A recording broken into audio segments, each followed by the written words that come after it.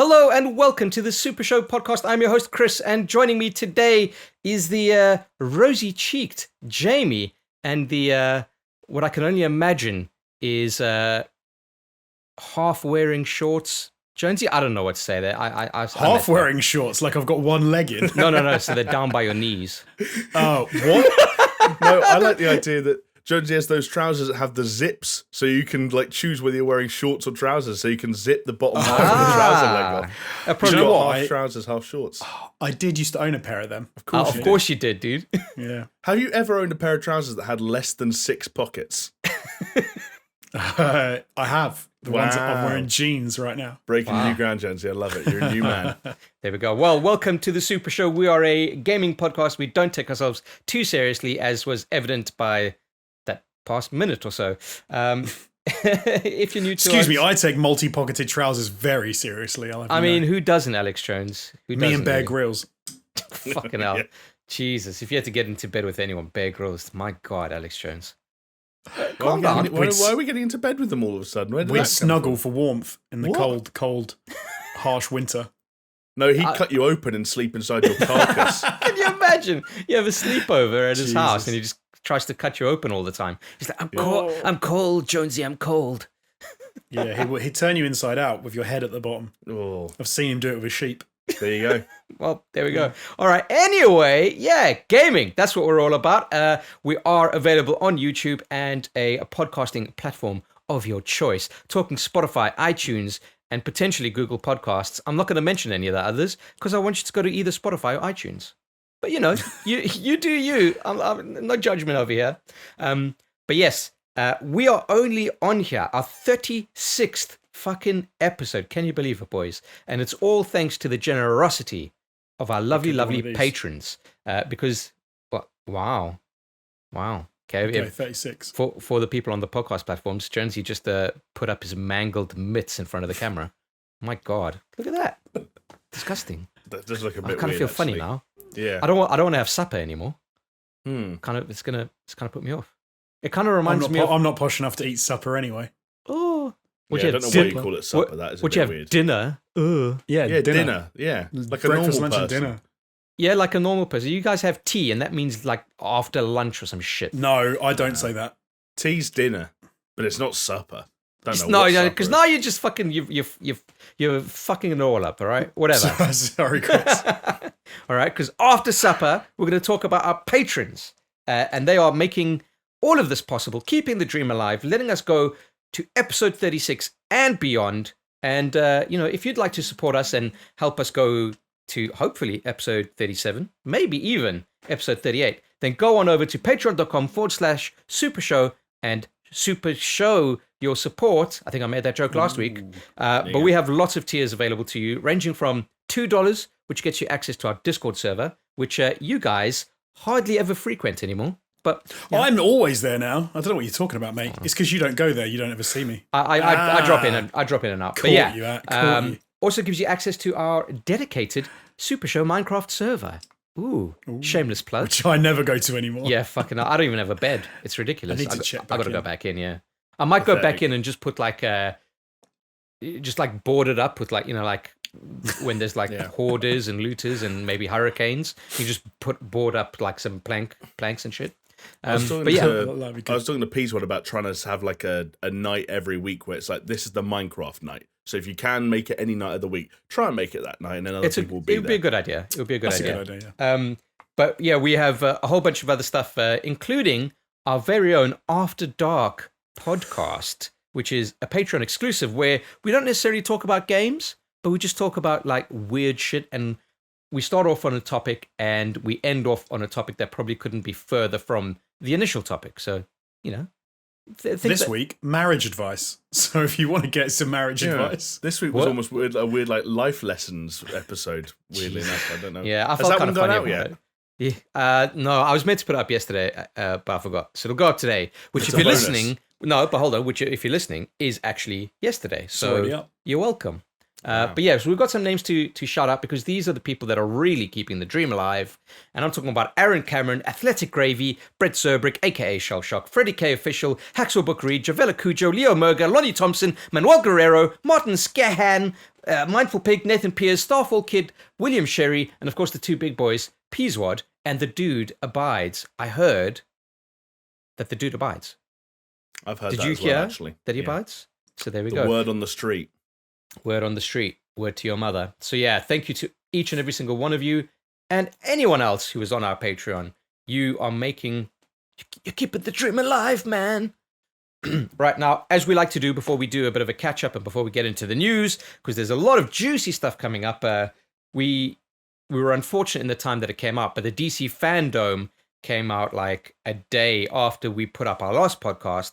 But that's okay because now we've sat on the news, we've ruminated it a bit, and we're ready to digest and poop out our hot takes. So look forward to that. But in the meantime, fellas, we have a comment of the week, and I want to do something a little bit different today.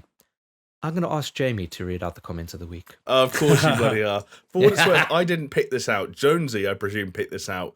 And I guess Jonesy's got some kind of bone to pick with me because... No, I haven't. Do you know what I thought for balance? it was a good comment. Nah, I for think balance, you you'd start the podcast off by slagging me off. Yeah, Jonesy, I think you chose it because you're trying to get back at Jamie for effectively winning the PlayStation 4 and PlayStation 5 argument. Stealing. Can we not go there again? Stealing it. That's dead and buried now. Let's not bring that up until November. We know how pro Jamie fans like to go on about 1,000%, so I thought I'd pick one in the opposite direction. Before we get into this comment of the week, though, boys, I just want to plant a seed now for the rest of this episode. That do you remember the energy that we had at the end of last week's episode, the last 10 minutes or so? Regrettably, I do remember that energy. Yeah. I'm planting that seed now that we need to get some more known murderer energy for the rest of this. We just got to fucking bring it up, lift it up.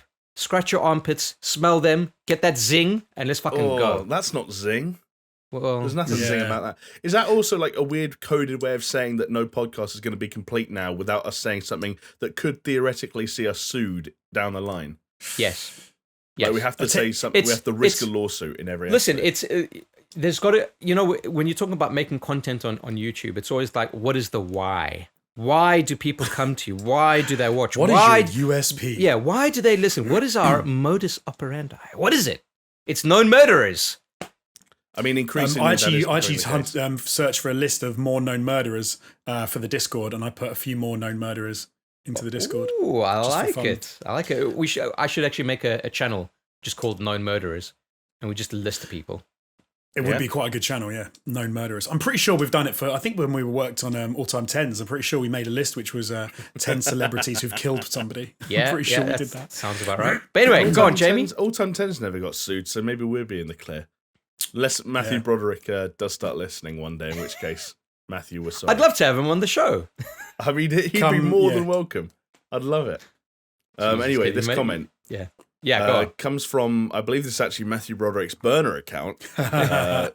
Below Average Kiplet says, I 1000% disagree with Jamie on Ghost of Tsushima. My game of the year and the story it told had me hooked. I platinumed it not because it was easy to do so, but because I enjoyed it so much. Wow. Could you do that? Could you do me a favor? That last sentence, could you do it like JFK? Oh, what does JFK sound like? Oh, you mean I enjoyed it so much. He sounds like Quimby. Was that Quimby from The Simpsons? Yeah. Mayor Quimby, yeah. Chow dear. No, wait, that's his brother. That's his brother or his cousin or something like that. Chow dear. But yeah, because that's part of the speech of going to the moon, right? Not because it was easy to do. Oh, but because it was hard. There you go. It sounds like you two should be doing this. I can't do any former presidents. I like where he says hard. It sounds. What is it? Hard. Boston where they go hard. Like car. Get in the car. You guys want to go for some coffee? I wonder. No, that's New York. The coffee one is New York, isn't it? Just Jonesy, do Ghost of Tsushima. Just say the name of the game in the JFK voice. Ghost of Tsushima. It's a bit gruff, but yeah, and now bomb them. Jesus. Just kidding. That was someone else. Wow. Well, yeah. Japan. They've been naughty in the past, haven't they? All right. Well, Jamie, what do you have to say about naughty countries, Chris, get put on the naughty step. Yeah. Known murderer. Japan. Yep. You've been warned twice. Don't make us do it a third time. Jesus Um, Christ. Anyway, long before anything in Japan was being blown up, it turns out they were all stabbing each other with swords. And that's a game I actually finished in this past week, funnily enough, below average. Oh, you finished Kiplet. it? Shit, well done. I finished it, yeah. I said last week, didn't I, that like I was working on my backlog and I talked about how that sounded like I was talking about shit, but actually I was talking about video games. And sure enough, I didn't get that far through anything else, but I did finish Ghost of Tsushima. And you know what? I'm glad I did, as one thing I will level with below average Kiplet on is that story and a lot of the content of those missions improved significantly through Act 2 and Act 3, playing all those missions back to back. Getting into Act 2, I was kind of like, where are they going to go now? How are they going to find the energy to kind of like muster this all up again? They were doing the kind of the little, what's it called? A bait and switch almost, where you kind of feel like you're building up to some kind of a conclusion. And then I think the reference I made last week was, oh no, Mario, the princess is in another castle. It's like, oh, now Khotan Khan's over here. He's at the complete north of this new part of the map. Go and do some side missions again. And I was like, no. So I just sat down and did all the story missions pretty much back to back to back to back. And a lot of them are really cool. There are some actually great side characters that have some really cool arcs. Some of them quite emotional, maybe even. Okay. So are you revising your initial estimation?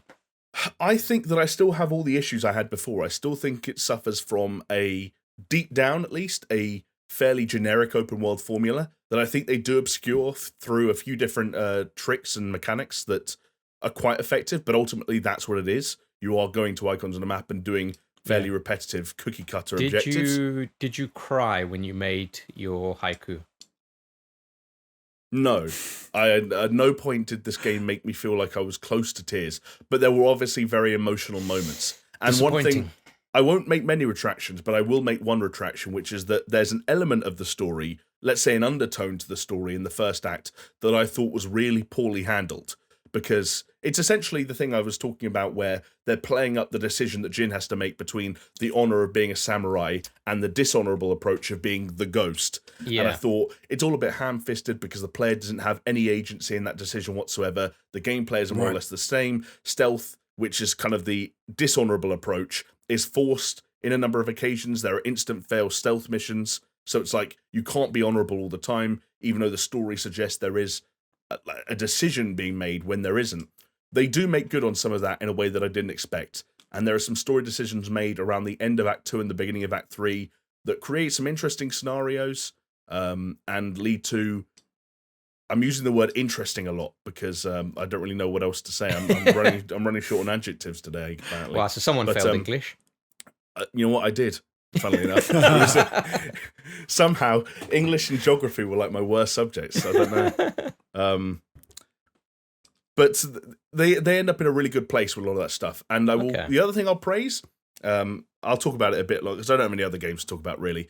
They do this really cool. I don't know how else to describe it other than it's almost like a Lord of the Rings sort of Fellowship of the Ring style effect where they've got a lot of side missions in the game, 60 something I think, and some of them, rather than just being random civilians that you'll come across and do a random task for, they'll be named characters with a bit of a backstory, and you'll actually do a series of side missions for them. And the number of characters that you do 9 side missions for that are all kind of staggered out and delivered over the course of the main story. So you're coming back and interacting with these characters again and again and again. And they do this really cool thing where every time there's this big sort of marquee moment, there are a lot of big battles, where a bunch of troops are all running in at once and storming an area or defending an area. They bring those characters back into the fold and you're fighting alongside them in a way that did kind of feel like it's not quite, oh, there's Legolas and there's Gimli, but it's a little bit like, oh, that's that person that I've been kind of hanging out with for the past 40 hours and now they're still with me. And that was really cool. That's cool. That sort of sense of camaraderie, I guess. Yeah. I like that. Nice. So I'm absolutely net positive on that game. I think it's are you gonna platinum it is the question though. I don't know if I've got the motivation to platinum it. Not only just because I've got a lot of other games on my plate right now, and there's still stuff coming out every week, it feels like. It's relentless at the moment, and it's only going to get worse in September. But also because I spent a little bit of time in that open world once the credits rolled, and I was like, this is fine, but there's no real... I don't know how much more I need to get out of this game. Yeah, I've got my fair, fill. fair. I've got my fill. But yeah, that was pretty much it for gaming and me this week. Wow, Tinkering with okay. other stuff, but that's the only thing that feels significant enough to mention. I mean, I played The Sims and turned Steph into a drug dealer and got Chris hooked on MDMA, but these things are just like, we don't really, we all know about these elements. You know, exactly. That was they're cool, par for yeah. the So that was on your stream, right? That was a stream in the end, yeah. I tried to recapture some of that ATG magic by streaming The Sims again and recreating all our characters and putting us in a town filled with a lot of famous faces. Some familiar. A couple of known murderers. A couple of known murderers. Matthew Broderick is there. Troy Baker was there. Harvey Weinstein was there. J.K. Rowling. Wow. All members of the band NSYNC. Did they all live together in one Hollywood house? superstar John Cusack. J.K. Rowling lived in an apartment that was down the hall from NSYNC, who did all live together. Yes. Nice. Wow. Okay. O.J. Simpson. O.J. Simpson. Nice. And you said I don't know why, but I get the impression that NSYNC would have all been boning J.K. Rowling, but none of them would have known that the other ones were boning her. During the live stream, she did get pregnant, and we never found out who knocked her up. Oh my I'm God. 100% serious. J.K. Rowling's pregnant in that save. Wow. So, and you said Steph was a drug dealer. We made Steph a drug dealer. I installed some mod where there's like proper hard drugs, and it's not just like a recreational thing where you like have some drugs and your Sims get high. It's like, no, you get you have weird come downs and you can get addicted and you can get withdrawal symptoms. There's a police system where you can get police raids and police busts, and there can be narcs and stuff like that. I think the policeman in my town, Phil Collins, was a policeman, and I can't remember who the other one. It was like David Letterman or something like that. Those were the two cops. I just like the idea of Phil Collins being a narc. Phil Collins plays a policeman in Hook. I think. Really? Yeah, I'm pretty sure that when the kids get kidnapped in Hook, Phil Collins is the detective. No, who hold on. turns Was that Phil Collins or was that fucking what's his face? No, it was Phil Collins, wasn't it? It was. I'm pretty sure it was Phil Collins. Wow. We'll have to check for next week. I'm not going to Google it because that's just going to devolve into like what happened last time. So we're not going to do it. Just non-stop Googling. Yeah. Cool. Okay. Yeah. So, Jamie, I'm trying to lead you into it. Okay. What is your fucking Twitch, dude? twitch.tv/fullfatjamie. There we Streaming. I think we're all streaming at least once or twice a week at the moment. We're trying to keep up that rhythm, right? All three of us. Yes, sir. Yes, sir. Yes, sir. On our own things. Right. So, okay, but have you done it? So, I understand. Like, obviously, Ghost of Tsushima is quite a big time sink, as it were, to kind of finish that game, and understandable that you didn't play much other games. Yes. One of the big releases, obviously, was Flight Sim. Did you play any of that? I've tinkered with Flight Sim, but and I know I'm stating the obvious here, but the more time you spend with Flight Simulator, the more you realise, oh yeah, actually this isn't a video game. It's a flight simulator. Yeah, it's a flight simulator. And a flight simulator. I went in there, the last time I went in there, I was like, do you know what? I'm actually going to do a few of these tutorials, and I did get to grips with some of the ideas. But obviously all the tutorials are in quite a small, dinky little plane that feels like it's made out of cardboard, and then you go and try and take off in a Boeing, whatever it was, and you don't get anywhere. And I just figured, like, at the end of the day, it's not for me. I know I could turn off all the settings so it would let me crash into things and blah, blah, blah. And I could put it on the easy mode so I just take off without thinking about it.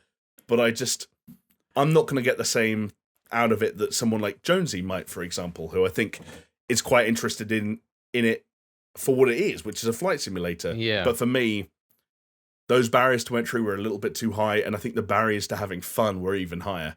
Not to say it's not fun, but like, I need to make it more fun than the simulator parts actually are. I guess you need to switch on that Euro Truck Simulator part of your brain, right? But then even Euro Truck Simulator, like, the barriers to entry are so much lower because obviously it's easier to turn on a fucking car engine than it is to take off a plane. Like, one of them is sort of second nature to us. The other one is completely foreign. But also, this is going to sound really obnoxious, but I hope you know what I mean. Driving feels you're a more active participant in it than flying does. Like, there's nothing to hit. It feels like once you're in the air, you're just like, don't fall out the sky. It's kind of like it's very hard to have a baby, but at some point it's just like, don't let it die. That's all you got. Just don't let it die. A plane, it's like, don't fall out the sky, don't hit a building, don't hit another plane. With Euro Truck Simulator, it's like roundabout. Oh, I've check my mirrors, indicator, and all these little. You've got to remember all the processes. I like Fair that. enough. Did you do anything else other than gaming though? Because this is the big thing. People have asked us, like, we really enjoy your gaming talk, but we also like it when you talk about like more popular culture kind of stuff. Chris, I indulged in some popular culture this week. Oh, For the did first you time now? ever, I acted on a recommendation, a TV recommendation, nonetheless, that one of you two had given me, and it was none other than Dave, Yes, Dave Bird, aka Lil Dicky, Little Dicky. the comedy show that's kind of about him, but not really. Yeah, it's an interesting one. All right, well, yeah, I'm keen to hear your thoughts because I absolutely fucking loved it. Yeah, I thought it was solid. You know what the main thing that struck me about it, and this is not just about this show, it's about sort of comedy shows in general. I didn't realise how many years it had been since I'd watched a show that didn't have hour-long episodes. So now I'm sitting here watching episodes that are actually like 21 minutes, 22 minutes, because they're made for TV and they're made for commercial breaks, as opposed to being made for streaming. Yeah. And you're like, this is going to sound like a harsh word. I don't mean it to be, but you realize how inconsequential shows like that start to feel. It was like, oh, that was it. Like it's over. And so I watched it all in 2 days, like almost accidentally, because it's 3 or 4 hours of television, and then you've watched the entirety of that show. Yeah. I thought is it one of those ones that kind of resets so every episode is from a base point again? It doesn't reset, but one thing it does is that it never creates any drama that lasts a particularly long period of time, with the exception of one story arc that's left open-ended at the end of the season itself. A lot of the relationships, or what could be issues in certain relationships between characters, tend not to develop enough that they become problems for a significant period of time. There's a lot of... This is part of my problem with it, actually, Chris. I wonder what you think about this. Okay. There's a lot of forgiving and forgetting in that show, and it creates this weird environment where I really liked all the side characters. I really liked Els, who's his engineer, and I really liked Gator, who's his hype man. Gator was my favorite character. Yeah, and those dudes have episodes that are devoted to them that are some of the best parts, some of the highlights of this show. But the issue is, Lil Dicky is playing... I wouldn't even say like a sensationalized or an altered version of himself. It's almost like he's playing someone entirely different. And the person he's playing, this alternate version of himself, is an arsehole. Yeah. But he's an arsehole that everyone around him seems... And maybe this is a trait in comedy TV shows that I've missed out on. He's an arsehole that everyone around him just goes like, yeah, he's an arsehole, but I still love him, or I still like him, or he's still my friend, or he's still my best friend. And everyone just kind of gets on with it. And there are you're not wrong. It does seem to be a trend in comedy these days. Yeah. But the issue is there are characters I liked, and you said you like Gator for as well. Like, you'll know what I'm talking about when I say when those characters get their own moments, they deal with quite heavy shit, and there almost is character development going on. And yet Little Dicky, who's kind of the centerpiece of the show, his character development is like, I don't need to develop because every time I'm a dick, everyone forgives me. Yeah. Yeah. Right. Is he a dick though? Because then it creates storylines. I think he's an arsehole. And No, I mean, but is that because if he was like nice, then you wouldn't get the storylines? It does at times. Like certainly, again, I'm not going to spoil anything, but you could look at the final episode of that season and say those are scenarios that don't arise unless he had that kind of attitude around him. Yeah. But I think there was a part of me that... But wouldn't you say... Sorry, Jamie, wouldn't you say that he's like almost an unknowing arsehole in a lot of respects? Yeah, like there's elements of him that almost seem like he's on the spectrum, and I don't mean that in a disrespectful way, but like there is a lack of self-awareness there, and the way he engages with and talks to people sometimes seems off kilter in a way that is obviously funny for the sake of it being a comedy show, but also is a little bit uneven. I think the issue for me was that I had listened to some of Little Dicky's music many years ago, sort of when he was in the run-up to releasing that first album, and I liked some of those songs because they were sufficiently funny, but one of the songs I actually liked a little bit more than some of the comedy songs was a song that wasn't funny, and was him reminiscing about a previous relationship that had fallen apart due to him essentially choosing his rap career over prioritizing his relationship. And it was one of those things where there were some notes in some of the lyrics that were actually, I think, quite thought-provoking and interesting. And then you get to the show where he's playing, again, like a fictionalized version of himself, but he's not as interesting as he is. It's like taking an interesting dude who's rapped about interesting stuff and then yet making him play a character that is a version of himself that's less interesting. Yeah, it almost seems like they were trying to go with this like everyman person who's unknowingly a bit of an arsehole, but who like someone who's not meant to be in this world, and the world is big, like larger than life, but then he wasn't larger than life. Yeah, it's kind of like for Jonesy who hasn't seen it. Imagine like, let's say this podcast becomes the next big thing, and we do millions of people start listening to it. It's all blowing up, and we become famous for being who we are. And yeah, then that's all of a sudden, give it 2 weeks. Yeah, exactly. Clock's ticking. And then I go off and do a TV show that I create and write all by myself. The TV show's called Jamie, and it's about me, Jamie. And yet when you watch it, I'm playing a version of myself that is like a weird, watered down me. It's like, rather than being actually me with all the kind of the intricacies and the flaws and blah, blah, blah, blah, blah, like any human has, not just myself, I'm actually playing like a version of myself that's dumbed down and played for laughs and is an arsehole in ways that I'm sure I actually am, but sometimes also in ways that I'm not. It's kind of like you're actually more interesting than the person you've decided to play in this TV show. I feel like that's happened before with shows, and I wonder if part of it is because people struggle sometimes to write themselves. Yeah. Or to play themselves, because they almost want to be like, they can't say, oh no, this was cool and I'm like this and that's cool about me. So they try and like be self-deprecating in a weird way. Yeah. Although again, which is kind of weird. I'd rather get someone else to write it. He writes a thing which like it's self-deprecating, but then surrounds himself by characters that love him regardless. Like the girlfriend who is the epitome of like, with one exception, would love him no matter what, and will go to bizarre lengths to make him happy, and with very humorous consequences. Well, this is the thing. I think for the past couple of minutes we've been maybe a little bit down on the show, but it is a good show. Like Jonesy, you should watch it. But there are I've been meaning to check it out. I just haven't got around to it. The thing that strikes me about it, like I completely agree with you, Jamie, on all the points you said. But for me, it was very much kind of like more a part of that world. Right. And I guess it helped as well that I wasn't too familiar with Lil Dicky. In fact, I thought I wasn't familiar with him at all, but as it turns out, I did know some of his songs.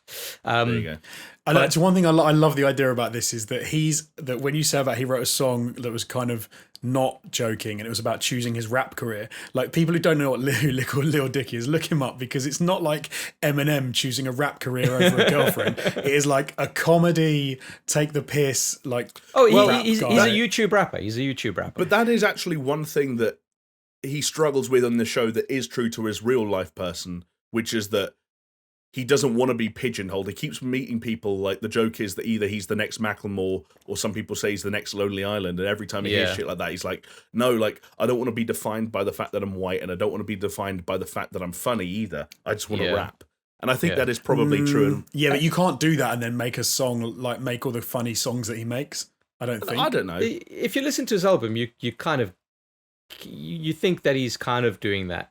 I got the sense at least. But anyway. Maybe. But look, the thing is that it's a really funny show with some seriously laugh out loud moments. There was one segment with a milking table, which just had me in absolute fucking stitches. And there were a number of really kind of laugh out loud funny moments, which I don't usually get with comedy TV shows. Yeah, so right. But then on the inverse of it is, it's actually funny enough for a show that's was like 6 or 8 episodes that actually has like a shitload of heart underneath it all, and sometimes not even underneath, sometimes like right at the forefront.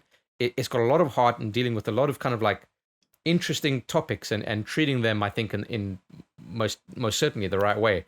There was one was like the one dude is bipolar and how it kind of like traces that, and it's really well done.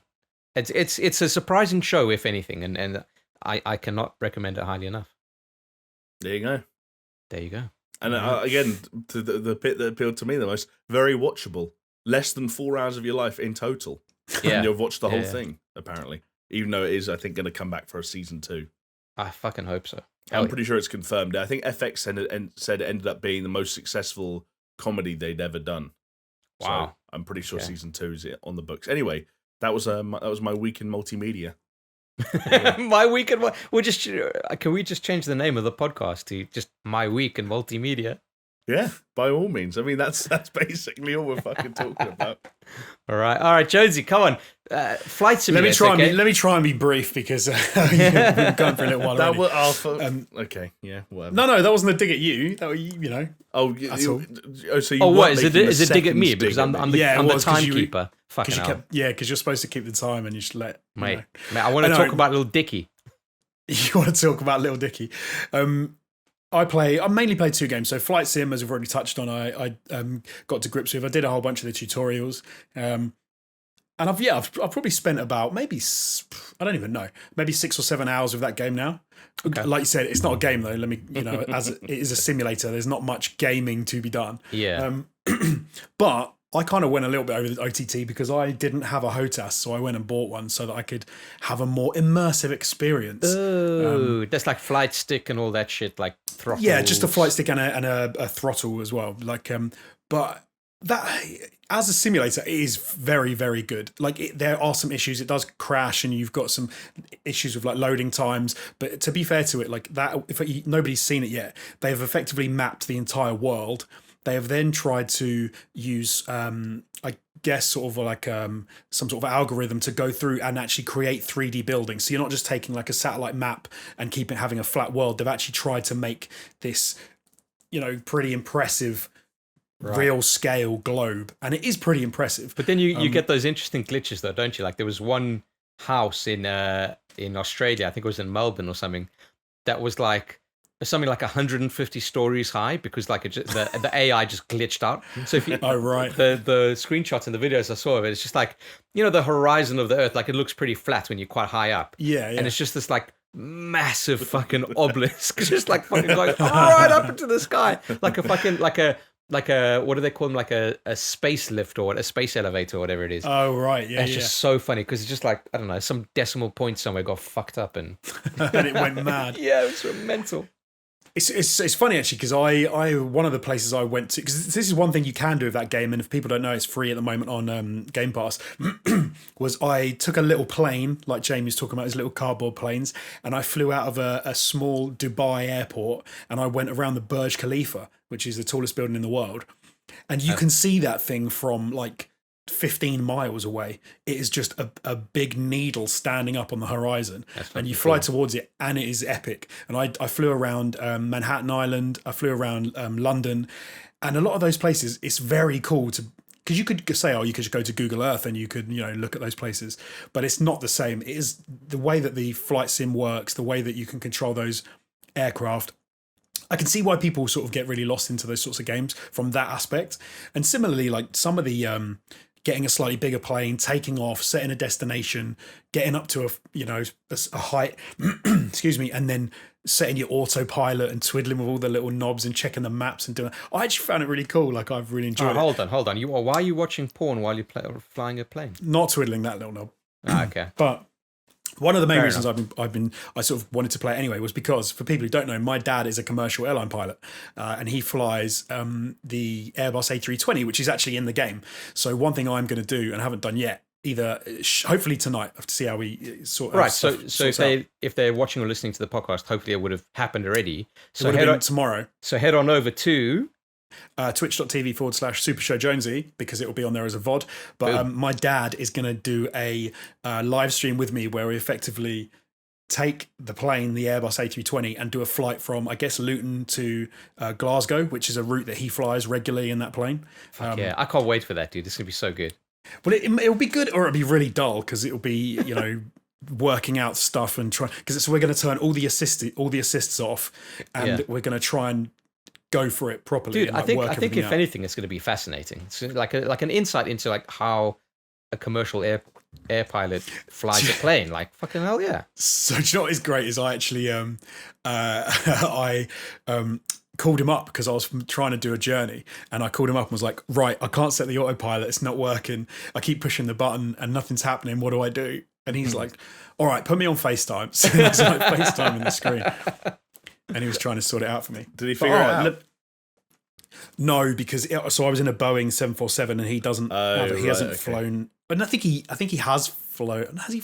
I don't think he's flown that one. See, and I was basically, I'd messed something up, and I'm trying to find a picture on my phone because Very unprofessional. I've actually installed a mod as well. So the way that it works in the game is that there's a marketplace which you'll be able to buy third-party and first-party modifications and also looks for planes that are called liveries.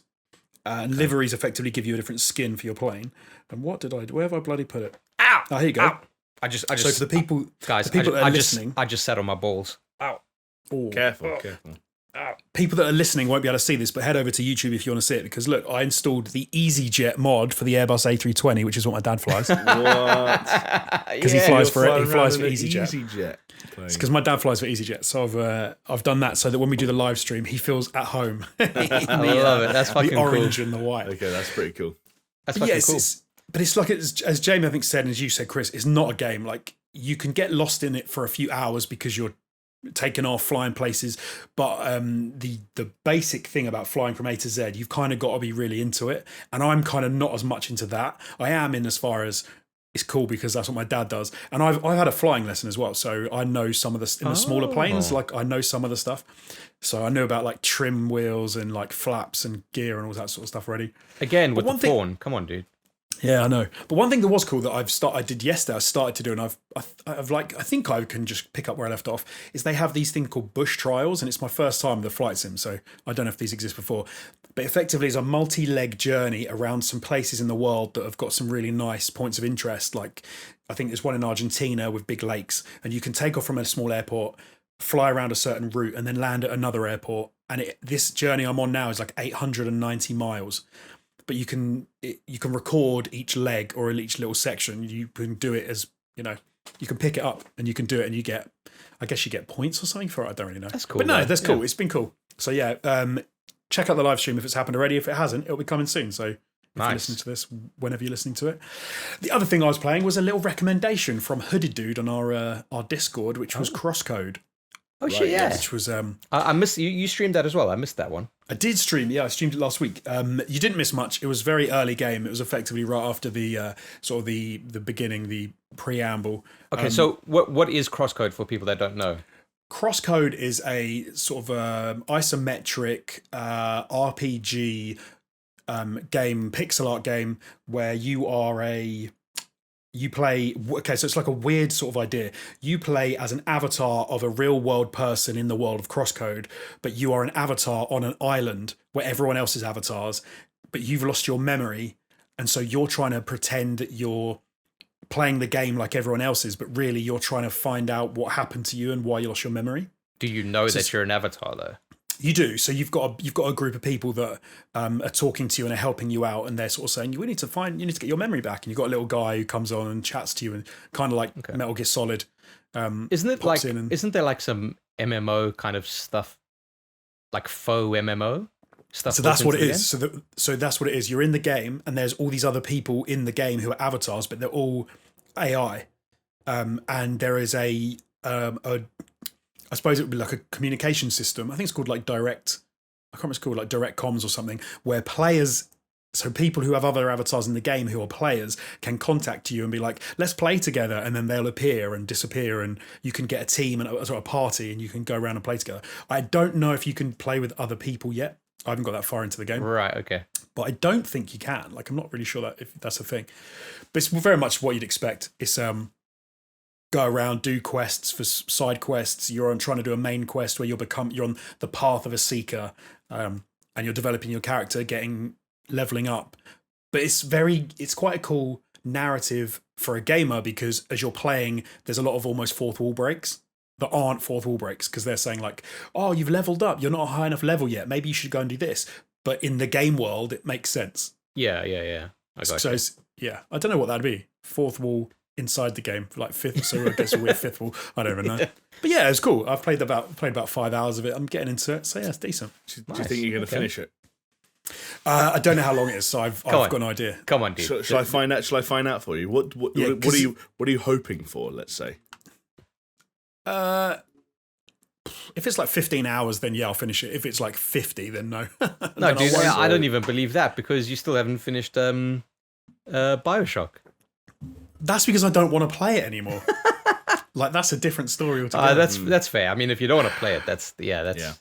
For Crosscode, the average time to complete the main story for the 20 people polled on howlongtobeat.com was 33 hours 31 minutes. Oh, and that's the main. So that's not even the side quest because so far I've spent 4 hours doing side quests. Of the 70 people.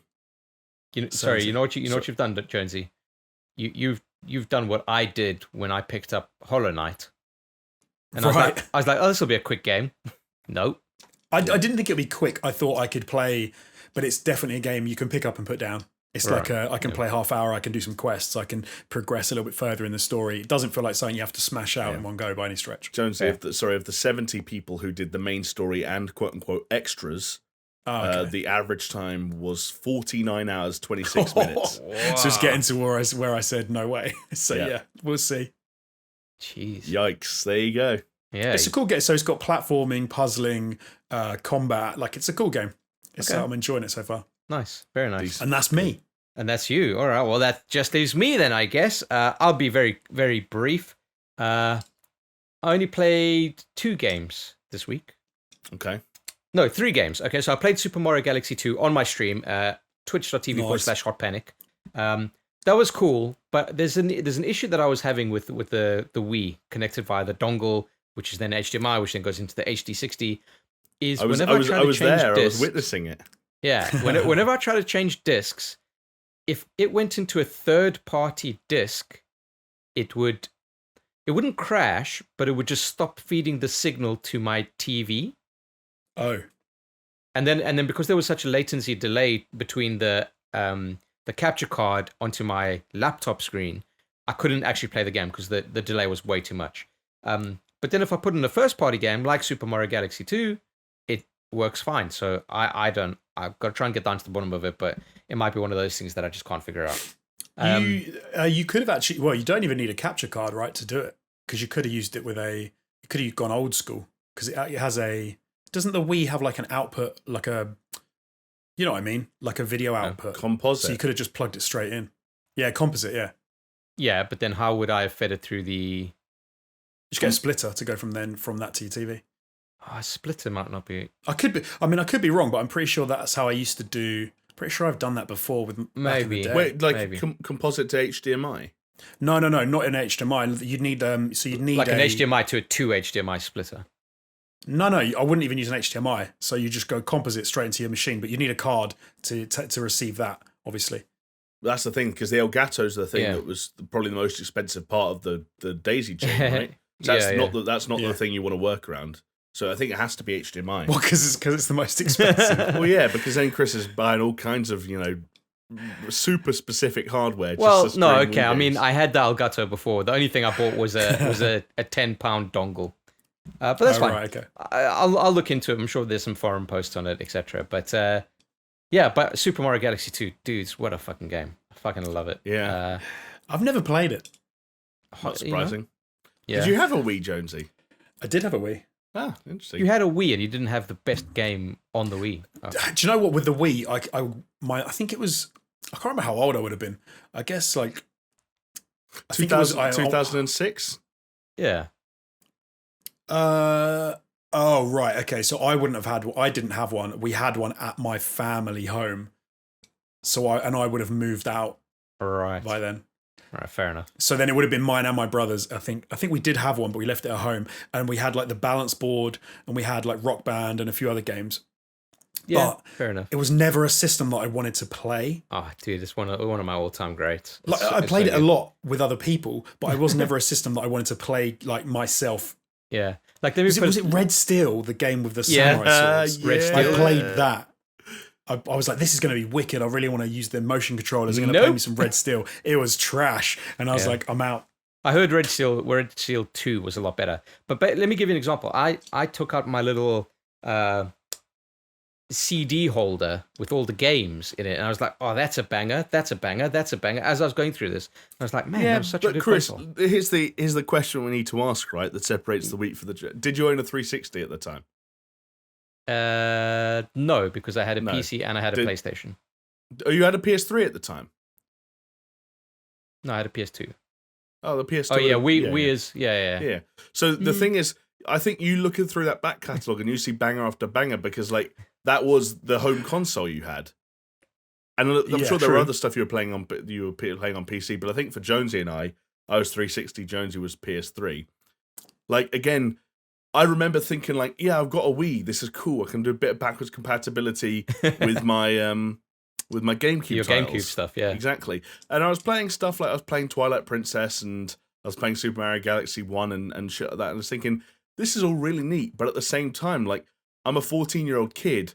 And in the first 2 years of the 360, I had like Oblivion, Gears of War, Dead Rising, Mass Effect. Like, one of them spoke to the kind of games I wanted to be playing, and the other one spoke to kind of the weird nostalgia and shit that I had from having a GameCube for of so those long. titles that you just said, only one of them I wouldn't have been able to play on my PC. Yeah, but how many of them did you play on your PC? I played Oblivion.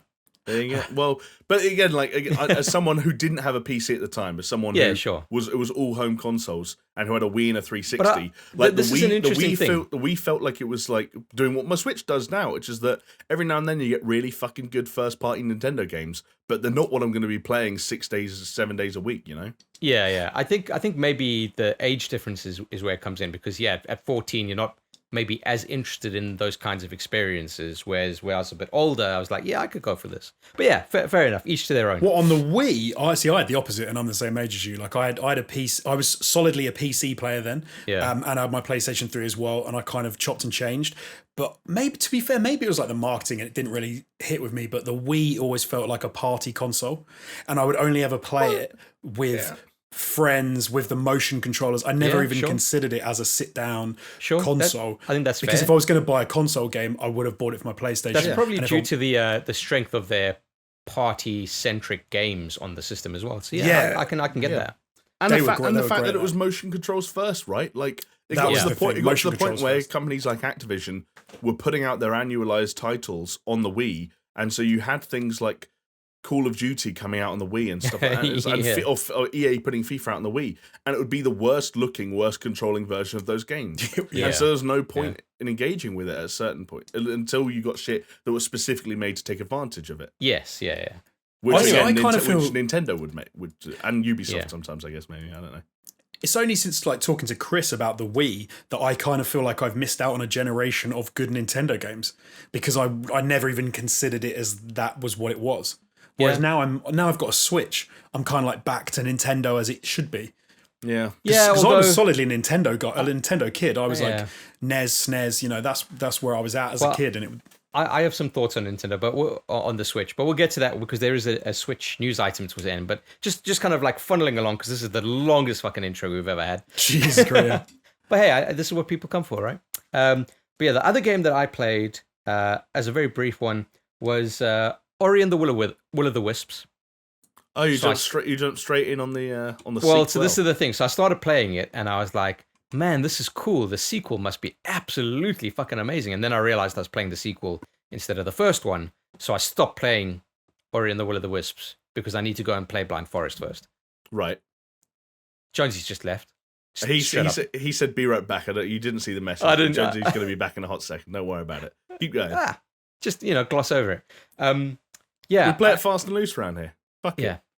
So, Will of the Wisps, really enjoyed it, but I kind of forced myself to stop once I realized what was happening, because I do want to play it chronologically.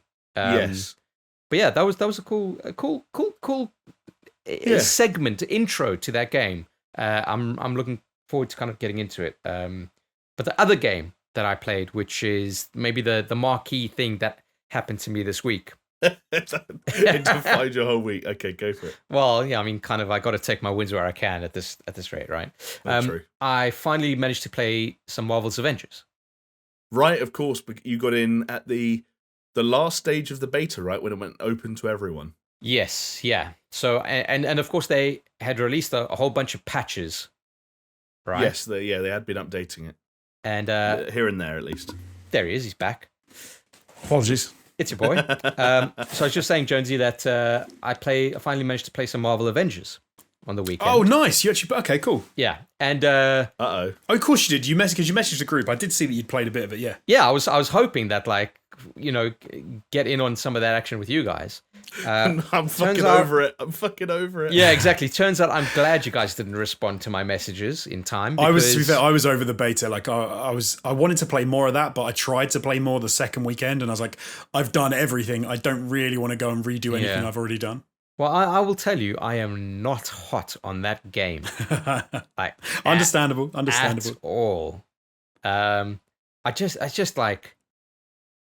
So it was interesting in a way because obviously the previous week's podcast, you guys had talked about your experiences, and I was like listening to it, and it's like, okay, you know, and I've got it in my head when we're going to go and kind of experience that kind of thing for myself.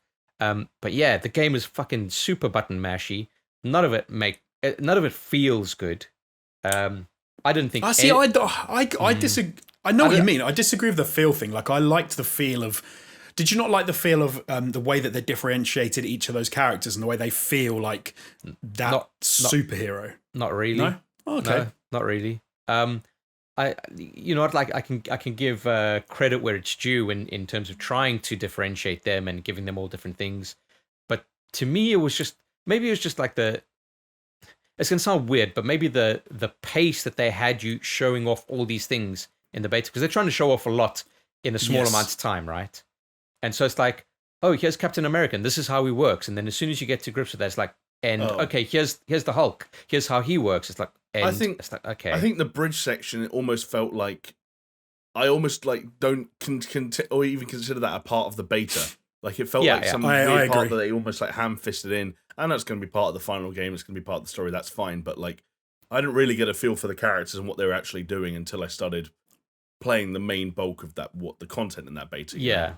Well, anyway, I saw someone do basically a review, of the beta, and they just looked at the bridge section, and I was like, yeah, no, that's not fair for sure. Yeah, for sure, that's not fair. But I played the Kamala Khan stuff. I played the Hulk stuff. I don't know, like none of it felt good to me. The control system did not feel good to me. The lock-on system just flat out doesn't work. And it was almost like, so you're in this arena with a whole bunch of these like aim droids or whatever, and it's very difficult to distinguish one kind of synth droid to another. And it's like, oh, okay, but this one's more powerful or something, I guess. They all get a bit beige, don't they? I think that's the thing we were talking about before. Yeah, they kind of all meld into each other. Yeah. And I didn't think any of the characters I played felt particularly good. Like none of it felt kind of snappy or anything. Like I fucking lament the fact that we had a game like Spider-Man, where it's like, dude, that was so fucking snappy and spot on. And the weird thing about Spider-Man, though, I don't know if you guys agree, but the worst part of that game for me was the hand-to-hand combat. When you literally got down on the ground. I loved the swinging, I loved all the special abilities, but when you actually get to the point at which you're like hitting the punch buttons, it was good, but that to me wasn't the main part. And I guess the problem with the Marvel game is that's like the main part for all the characters. See, I disagree with you on that one. It's punchy, kick. A lot of punchy, kicky. See, for me, it was almost like the opposite, right? So even though Spider-Man was, for all intents and purposes, more of a button masher than is probably good, it still felt great to do that kind of stuff. Like there's nothing necessarily wrong with button mashing games, but you do lose the nuance. Like for instance, God of War has a fucking crazy nuanced system, right, of button presses and timing for those button presses and the combos, etc. Right. But and then you get Spider-Man, where it is more button mashy, but it just feels great.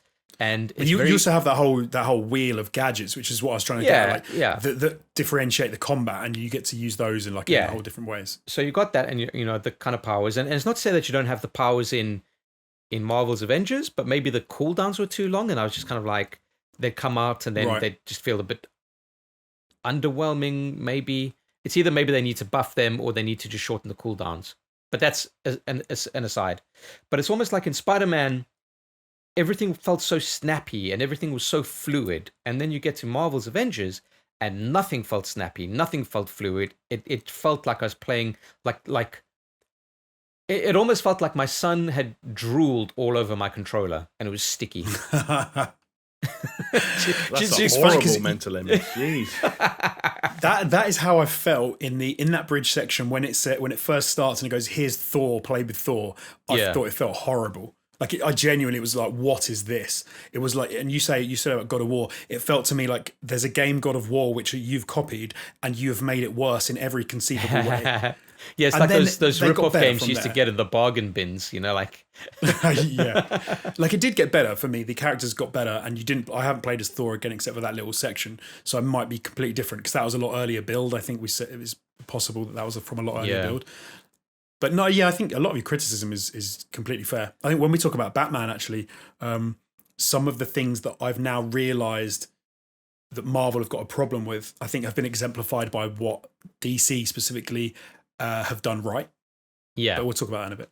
No, we'll talk about it right now because I'm done and we've got to move on anyway. So, yes, thank you for bringing it up, Alex Jones. The DC Fandome happened on the weekend and lots and lots and lots of very cool reveals.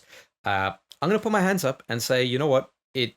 All the shit that they kind of announced was a lot cooler and got me a lot harder than I thought I'd get.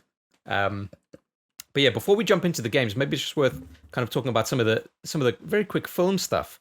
So obviously you've got the Snyder cut of Justice League, which is like a fucking 4-hour thing, which at the very least intrigues me, just to see how different it was, because I thought Justice League was a trash film. I think I'm going to have to do a thing where like I go and watch the Justice League and then watch this thing like a week later just so I can have all my thoughts in one place. Compare it, yeah. That's a good idea. Maybe that's like a podcast we do. Like we'll watch the Justice League again, record a thing, then we will watch this fucking Snyder cut and then record a thing. That's cool, man. I like it. Smush them together, give that to patrons. That would be pretty good, yeah. Or just a patron watch along, save ourselves the hassle. Could do a watch along. Jonesy would just be yapping over it the whole time. That's true. Yeah. Some other stuff, I guess, like, they said some stuff about Aquaman 2 and Black Adam, which sounds like it'll be really cool. But again, they only had like animatics to show off. The cool thing for me before we get to the big one, boys, was the idea of The Flash and the film that they're going to come out with, where they're bringing back potentially Michael Keaton's Batman. They're definitely bringing back Ben Affleck's Batman as being a kind of interdimensional kind of thing, because that's what Flash is kind of all about, right? He is the key to the DC multiverse, as it was, and I thought it was a really great and clever idea of how'd you go up against Marvel's cinematic universe, and DC tried it and they absolutely failed because it's a big ask, right? But I think this is maybe a way that they can differentiate it. They can have more fun. They can take more risks, and I'm all for it. I'm really looking forward to that kind of a thing of just opening it up. I feel like I need to see more of the movie. Like, that was a thing with a lot of the, almost all of the things they showed off on the movie side of things was like, yeah, great, but like, what's the movie gonna be? Yeah, because you mentioned Black Adam. Like, all I know about that film is that The Rock's in it. What's the movie? Yeah, exactly. It's just that The Rock's in it. In terms of that kind of stuff, it was a bit light in terms of like, okay, we don't have any footage, so here's some concept art and here's the people talking about it. But the one thing that they did have footage for was the Batman, Robert Pattinson's.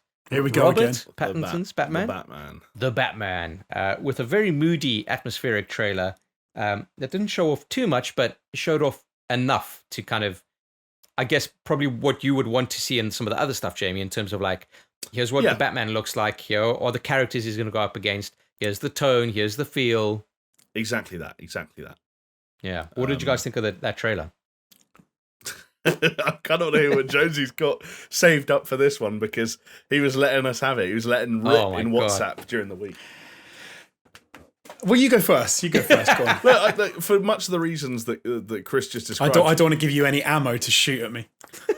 Wow. Okay. Fair enough. I guess I'll just have to give you the ammo then. Look, I liked it because I think a lot of people can relate to the fact that there's always this sort of gap in not just the market but also in our hearts and minds for a very good Batman and a very good take on Batman and good Batman movies. I think when Batman's done well, he's maybe the superhero that appeals to me the most. I think I've always wanted to like DC stuff more than Marvel stuff. It just so happens that Marvel have kind of led the charge in the last decade or so when it's come to making high quality products and high quality movies, for the most part, at least. Post Nolan, let's say.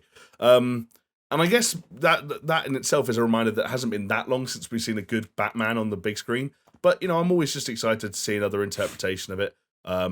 You're excited to see what different actors can bring to different roles, Robert Pattinson included. He's been on a decent hot streak over the last handful of years, and I'm excited to see this hopefully be an extension of that. And again, just like you said, tonally, different interpretations, like a new interpretation of the Riddler, as an example, for the villain. Yeah. I liked a lot of it, like tonally and style-wise, like what it was putting down. So, what do you think of that? What do you think of that beat down that he gave that dude? And he goes, again, "I'm vengeance." Very. We don't need the voice, Chris. But no, we don't. Okay, one more time then. One more time. Bit more gravel this time. Okay, hold on. Let me get in close for some ASMR. Well, it's not a fire. Okay, wow. No, hold on. Get ready. I'm vengeance. No, this may be less gravelly than I wanted. I'm vengeance. You need to sound more angry. I know. Where is she? Anyway. Shake it, baby. It's just Duke Nukem as Batman. I'm there for that movie. Whatever we have to do to see that made. I thought that was cool. If that's a little glimpse or a snapshot into the approach to action sequences and violence, for want of a better way of putting it, then I'm also cool with that. And again, it's in stark contrast to you mentioning The Flash, which is just, it's all cool in theory, but it's nice to know that they've already committed some stuff, not necessarily to celluloid, but to some hard drive space somewhere in the world. And you can see what the end result of that actual filming process was and what they're going for, and start to get an idea of whether or not it's for you. And this approach to that subject material is more my style than Zack Snyder's ever was, with all due respect to the pro Zack Snyder crowd out there, and I know there are a lot of them. Yeah, release the Snyder cut. Yeah. I agree with you. I think tonally, it's definitely what I'm looking for in a Batman film. The kind of more serious take on it, the idea that a lot of the source material that they've been flouting is saying like, hey, go read Court of Owls, fine, but go read Batman Year 2. Which is an interesting kind of take, and kind of saying like, you don't need to see how the Batman becomes the Batman, but you are seeing him very much at the start of his career where, there's going to be some stumbles along the way.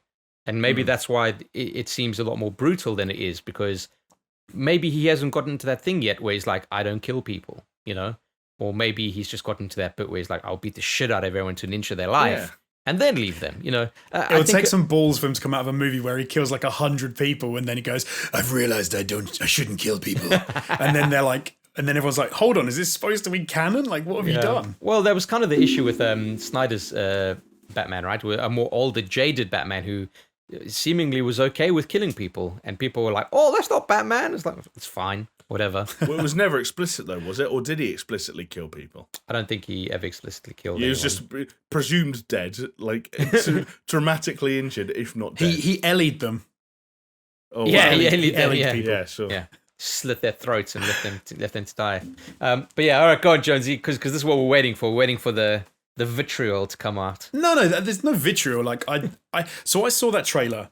And for me, it was, and I think I said I've warmed to it a little bit subsequently, and to the fandom in general, because there's a few things that kind of rubbed me up the wrong way, and so maybe it was like a collection of little things that kind of put my back up.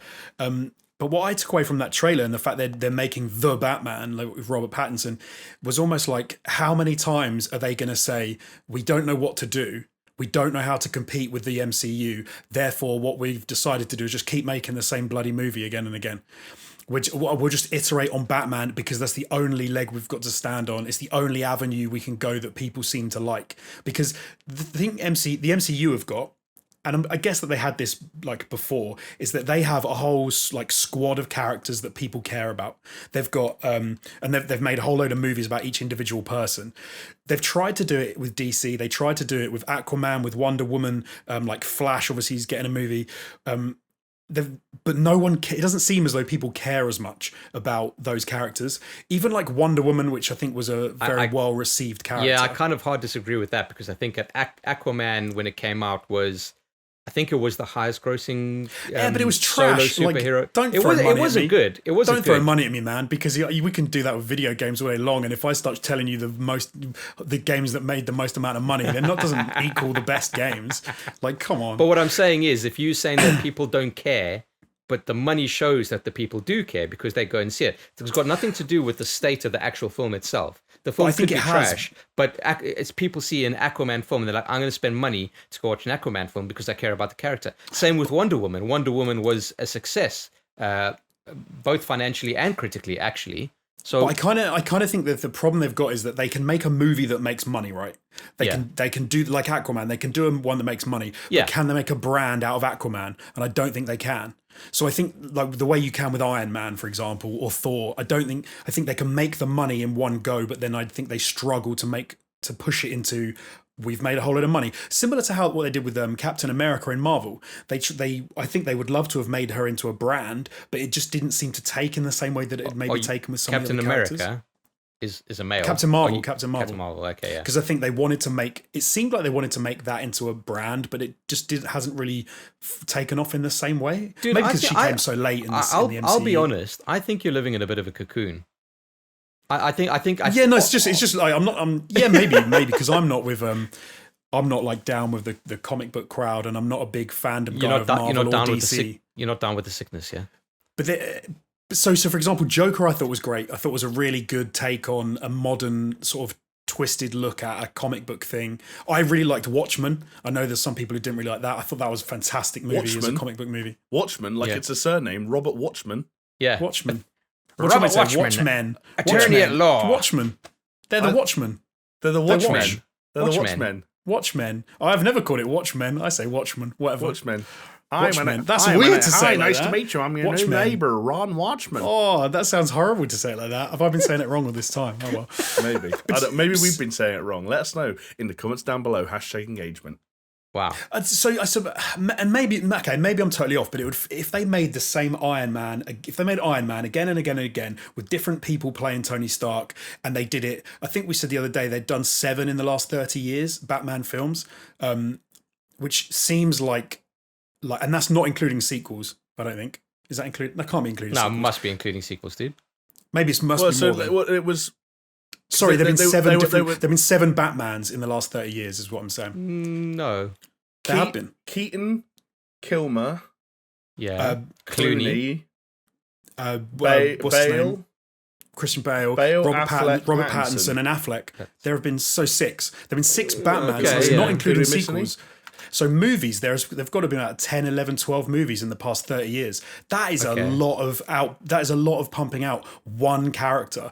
And like I said, taking the sequels out, to have 6 different versions of Batman in 30 years to me seems a lot. 7 Spider-Man films, 3 different Spider-Man. 3, so there's half in the same period. But it's a similar kind of thing. Like I get what you get. Yeah, similar. It's similar for sure. It's similar. I get what you're saying in terms of like you look at Iron Man. It's like Iron Man's been Iron Man. So I do get that. Yeah. But Spider-Man, I agree with you. Spider-Man, if they doubled the amount of people that have played Spider-Man, I would say they're getting ridiculous, and they're definitely on par. And part of the reason I think for that is because Spider-Man is so much of a saleable property. So are you getting annoyed that they are reinvigorating it for like new audiences or something? Because it's like James. You can take your argument and put it to James Bond, and it's like, I'll tell you one thing, I don't want to watch another movie with Sean Connery as James Bond. I suppose my argument, the problem I get with it is, because I agree that a lot of the Bond films have been trash as well. Like it's not like they're gold. But you got to move on with the times though, right? You got to cap a story. You have, and but then I'd rather move on DC. I'd rather DC did more with other characters, or they did more with, they went in a different direction. And this one, I'm going to say now, it's my prediction. Hold on, because you just said that the Aquaman one was bullshit, and that's another character. I didn't like it. No, but I didn't like it. I want them to do more with other characters that are good, that I like. I don't know what that is. So Joker's an example. Yeah, they made a great movie. Joker was cracking. Joker's also been overdone. Like Joker's like the poster boy for. We had Joker 3 times, I guess, in the past 30 years. Yeah, but I feel like we've been getting Jokered in the face, and everyone agreed that like squeezing Jared Leto's Joker into Batman versus Superman and Suicide Squad and bits like that. Everyone was a bit like, do we really need another like Hollywood, like what are they called when the actors who go really in depth and forget who they are? What's that called? Method actor. Method actor. Like, yeah, do we really need another pompous method actor losing themselves in the role of the Joker? Jared Leto sending Margot Robbie rats in the mail and stuff like that. And everyone like unanimously groaned. And then 4 years later, like Joaquin Phoenix's one came out, and we were like, actually, yeah, fair enough. They should have. No, but that's kind of what I'm saying, right? Is I wouldn't have the issue if they came out of a Batman film which felt as much of a departure.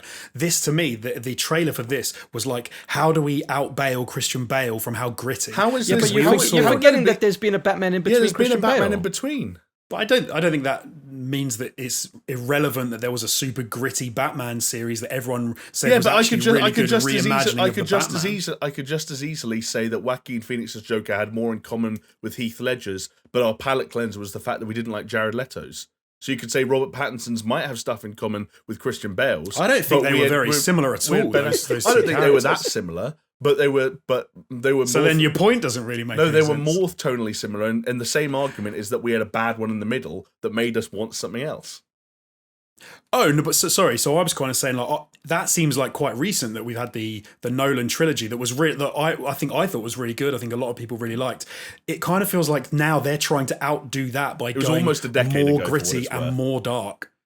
Which is why the trailer with the bit where he beats him up and goes, "I'm vengeance." It didn't make me think it was cool. It made me think like, "Oh, you're trying to make a film that says, no, we're really gritty. We're more gritty than Nolan and Bale." And it just made me kind of go, "This is going to be trash." This film, I think they're going to push this objective through the whole thing of going. I think if you watch that trailer and got Batman Begins vibes, you need to go and rewatch Batman Begins. Yeah. Not Batman Begins. That series, those 3 movies of the gritty reimagining of Batman. I think they were gritty for the standards 15 years ago, and the fact that like this was a pre-MCU world where the biggest comic book movies of all time were Spider-Man 1 and 2. I think by those standards, Batman Begins looked gritty, but I think that the goalposts have moved so much that I think that Batman doesn't have much in common with Nolan's stuff anymore. I'll give you that Joker was a much more gritty take on and a realistic take, obviously, on Joker as a character. But I don't know, man. I just feel like this is going to miss the mark by a big way. I think this is going to be on par with like how crap Affleck was as Batman. Wow, oh. I don't think you're allowed to say that. Nothing to do with I also think like nothing to do with Pattinson. I think Pattinson's a great actor. Like I think he'll do a good job of it. But I just think the movie itself. I think but hold on. Why you got to do Affleck so bad like that as well? He was fine. No, Affleck was in bad movies. Yeah, he was a good character in bad movies. That's what I'm saying. Pattinson's going to be a good actor because he's a good actor. He's the Pierce Brosnan of the. He's gonna be in a crappy movie, and he's going to be good, but it's going to be a crappy movie. And I'm not. Do you know what? I'm going to say this now. You're such an interesting like person to try and put the finger on the pulse of where your opinions are going to be. I don't even know what my why. The idea of I watched it. I was like, this is shit. The idea of 2 segments being back to back of you condemning the Robert Pattinson's The Batman or whatever. I don't even remember. I'm not condemning it. I haven't seen it. You saying it's going to be shit based off the trailer. I predict. You saying it's going to be shit based off the trailer comes back to back with a segment of you staunchly defending the Marvel's Avengers video game. I didn't defend it. I mean, re-listen to that segment. Yeah, re-listen to it. I didn't defend it at all. There was no defending. I agreed with Chris. Like I agreed with him and said a lot of what he said was completely fair, and a lot of his issues were my issues. I didn't defend it at all. I just think sometimes I struggle to put my finger on the pulse of where your opinions are going to be for anything coming up. So, but I think it seems like Sorry, go. Sorry, mate. I couldn't hear you. You broke up a bit. I was just saying it's very hard to tell whether or not you're going to like something, and that's fascinating about you. So okay, I tell you why. For me, the Marvel game is a good example. I've never played a good Marvel game apart from the Spider-Man games. So I've never played any of those characters that I've enjoyed in a game ever. I've played a lot of good Batman games. That's a big thing to say. Apart from that's like saying I've never enjoyed a Marvel game apart from the one that I really enjoyed that only came out 2 years ago. No, because Spider-Man's not even in Spider-Man as a character in a game. I haven't ever played like another Marvel. I can't think of another Marvel character game. Spider-Man's the only one who's been in good ones, I think. Yeah. I'm trying to think. I don't know. I can't even get any the games that I've like. Oh, they Marvel made game. Thor games and Captain America games and shit like that, but they weren't good. They made Iron Man games that weren't good as well. They were awful. And so Marvel, it's like finally we might have a Marvel game which is fun to play. Whereas we'll get on to talking about the Batman games. I've played loads of amazing Batman games, which puts me in a different place with the Batman games that are coming out. 3. You've played 3? Yeah, 3. Fair enough. I remember Batman 1989 was great. Okay, yeah, I forget you go that far But back. then how? Yeah, okay. All I was saying was that it just feels like one of those things where nowadays I never know what side of an argument you're going to come down on, and I kind of like that you're a wild card like that. It's good. You need that. You know what's weird is I don't even know where I'm going to come down on it. I just sometimes feel very like you get surprised by your own reactions to some stuff. Oh yeah, dude. I mean, no one could ever. You're not alone in that one. Trust me. And it means no one could ever question the integrity of your opinions, right? Because at least if nothing else, they are uniquely yours.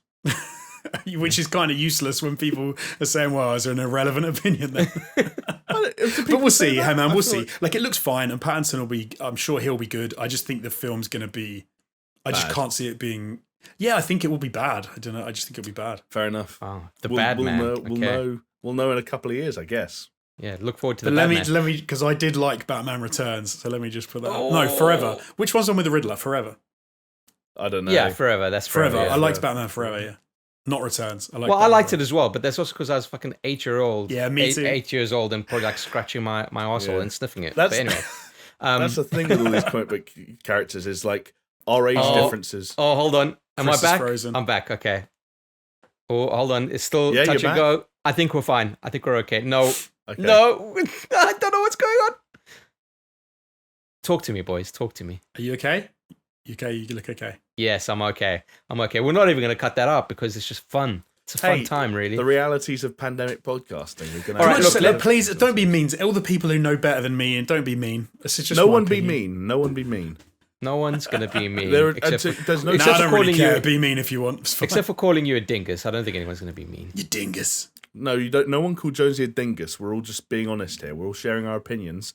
And until that film is out, much like Marvel's Avengers, no one knows who's right or wrong yet. We're all just. We're all Here you go. speculating. This is true. This will annoy some of the audience. I'll tell you what film I did like from DC recently was Birds of Prey. I thought Birds of Prey was fine. I I enjoyed haven't it. seen I that haven't yet. seen it, so I can't say. I should have seen it, but Yeah. I never went. Could have been the last film I saw in the cinema. Yeah. Would have been good. Oh, well, look, I saw Wonder Woman. That was a good time. I saw Wonder Woman. Did we see Wonder Woman together, Chris? No. Who did I see Wonder Woman with then? I have seen Wonder Woman. Yeah.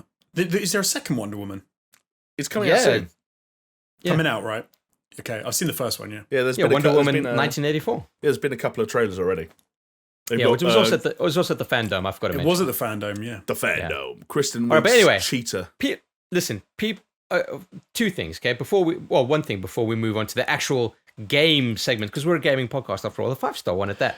Jonesy, don't feel bad, okay? Because I absolutely hated Mad Max Fury Road, and everyone else thinks it was the fucking second coming of Christ. So I That know was what it is. weird, man, because that wasn't a Mad Max movie. They should have just named that Fury Road and had it like not. Do you know he's like a side character? That's Yeah, a but weird what you could have cool called film it, though. Cool film. You could have called it Chris Gets Blowjobs. I still would have hated the film, so it doesn't matter. But yeah, so I am well aware of being on the receiving end of. Oh, what do you mean, my favorite film? Oh, so yeah, I get it. Anyway, let's move on to the games, okay? Because there was some juicy information for fans of DC games, of which Jonesy, you've said there've been quite a few good ones. Indeed. So Rocksteady, who are kind of the creators of the Arkham game series, as it were, they showed off a cinematic trailer for Suicide Squad: Kill the Justice League, with a very interesting trailer that's set off in Metropolis. Kind of shit's going all haywire. We're seeing Harley Quinn, Deadshot, Captain Boomerang, and King Shark, which, I mean, I'd never even heard of him. he's fucking cool. Is all I'm gonna say. It's a shark Yeah. wearing jeans. Why not? I think It just reminded me of Moana. yeah. Fair enough. Ah, I you're think welcome. Sharkhead. I hadn't heard of him until someone reported that he was going to be in James Gunn's The Suicide Squad. Yeah. And that's when I was like, oh, I guess Oh, and That was the other one that we didn't mention of the fandom. Although, That's so much shit, dude. Like in the fandom, it's crazy. We just sound like we're DC corporate cucks now. Can we? We're really not. But yeah, there you go. We gotta stop talking about the fucking fandom, man. Anyway, take a shot every time we say fandom. I was going to say earlier, take a shot every time we say gritty. That would have been fun during the Yeah.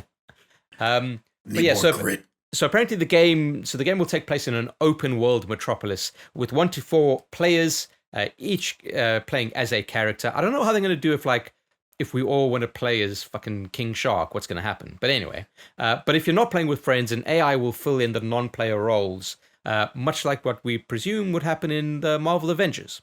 Well, not so Marvel's Avengers does do that, right? Yeah, so it will happen. We know that from the beta, but that's one thing. Sorry, you just said about what will you be able to play as the same characters? I don't reckon you will. I reckon they'll go the Marvel's Avengers route, and your crew is your crew, and you need a complement of humans and AI to fill that crew up. Yeah, maybe.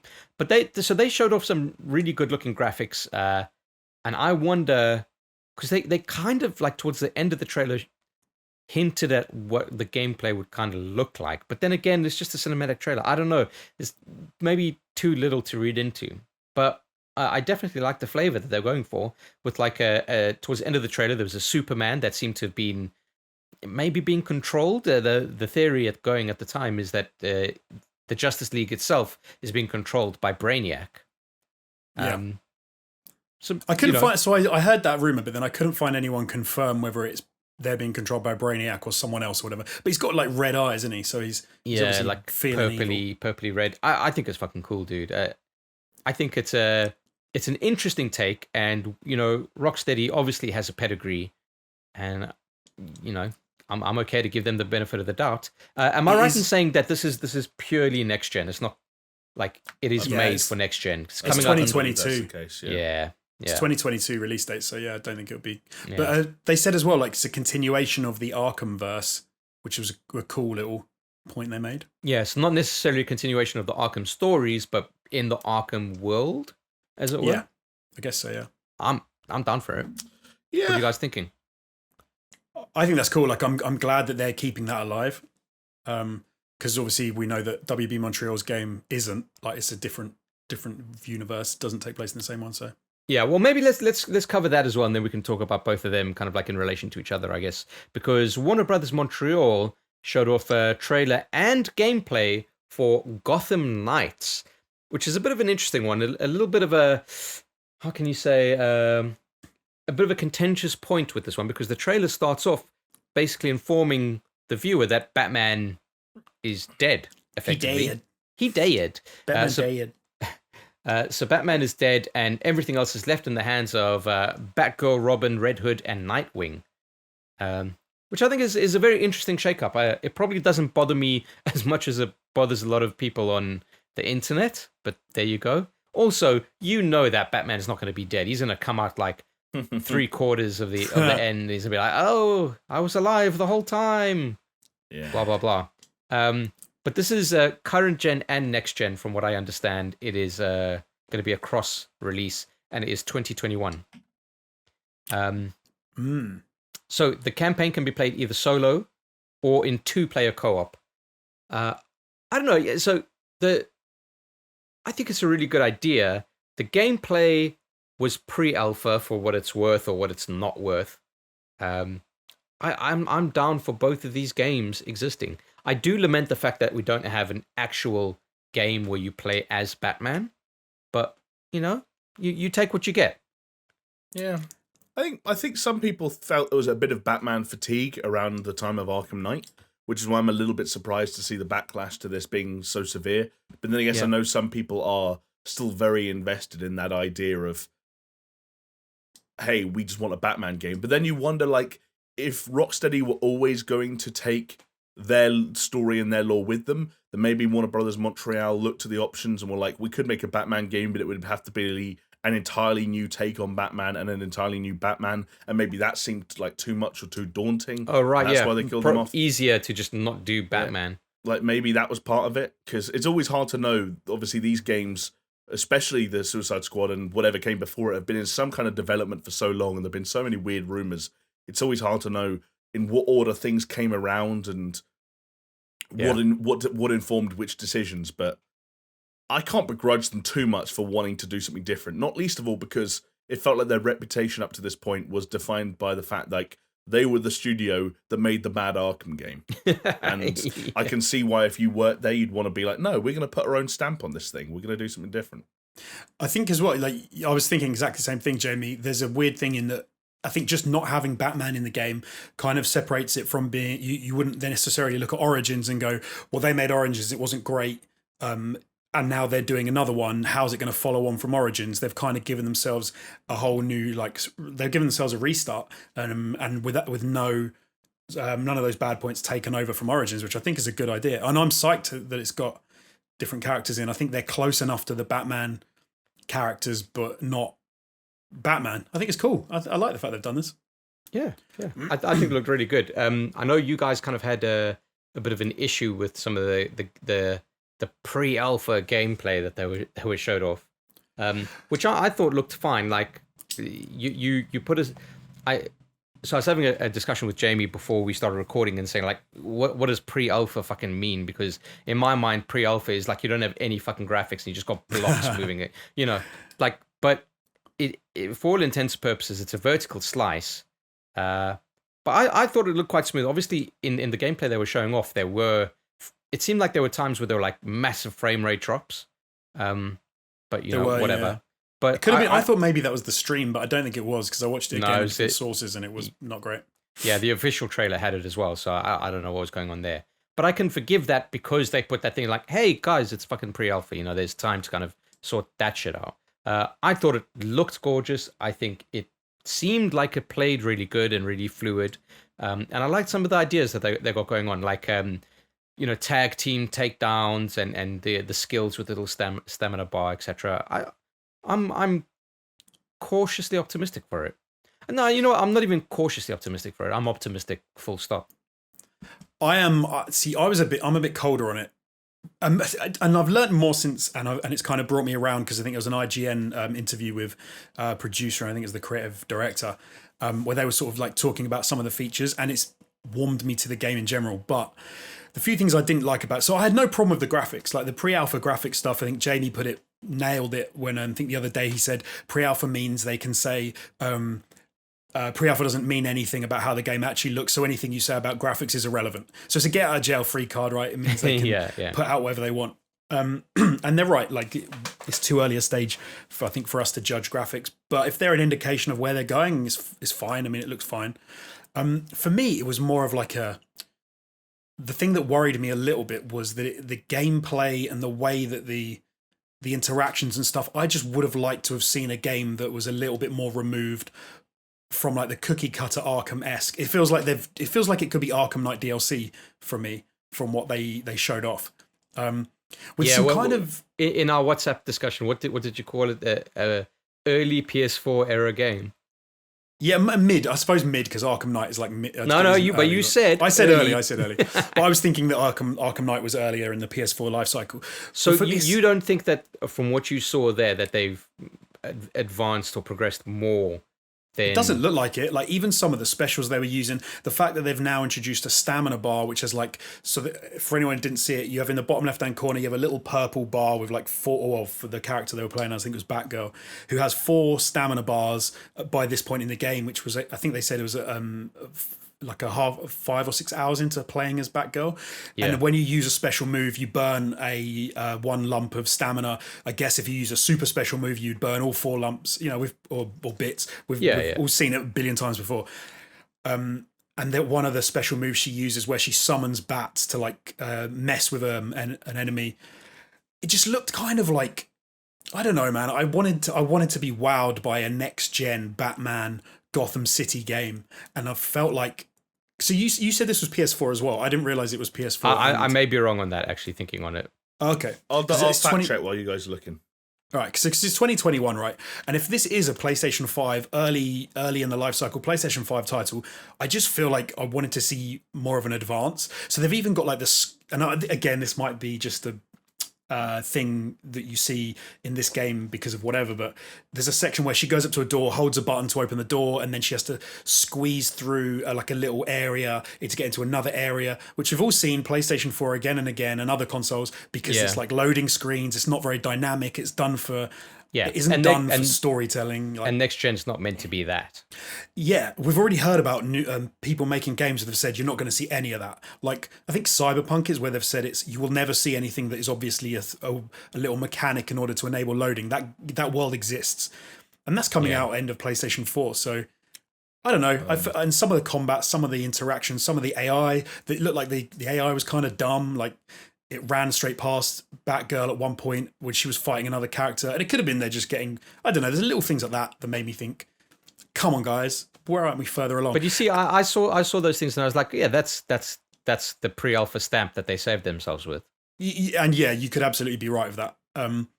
One of the things that kind of got me a little bit worried, and I'll see what you guys think, is they also talked about in the interview they had that the way the game works is you only fight during the nights, okay?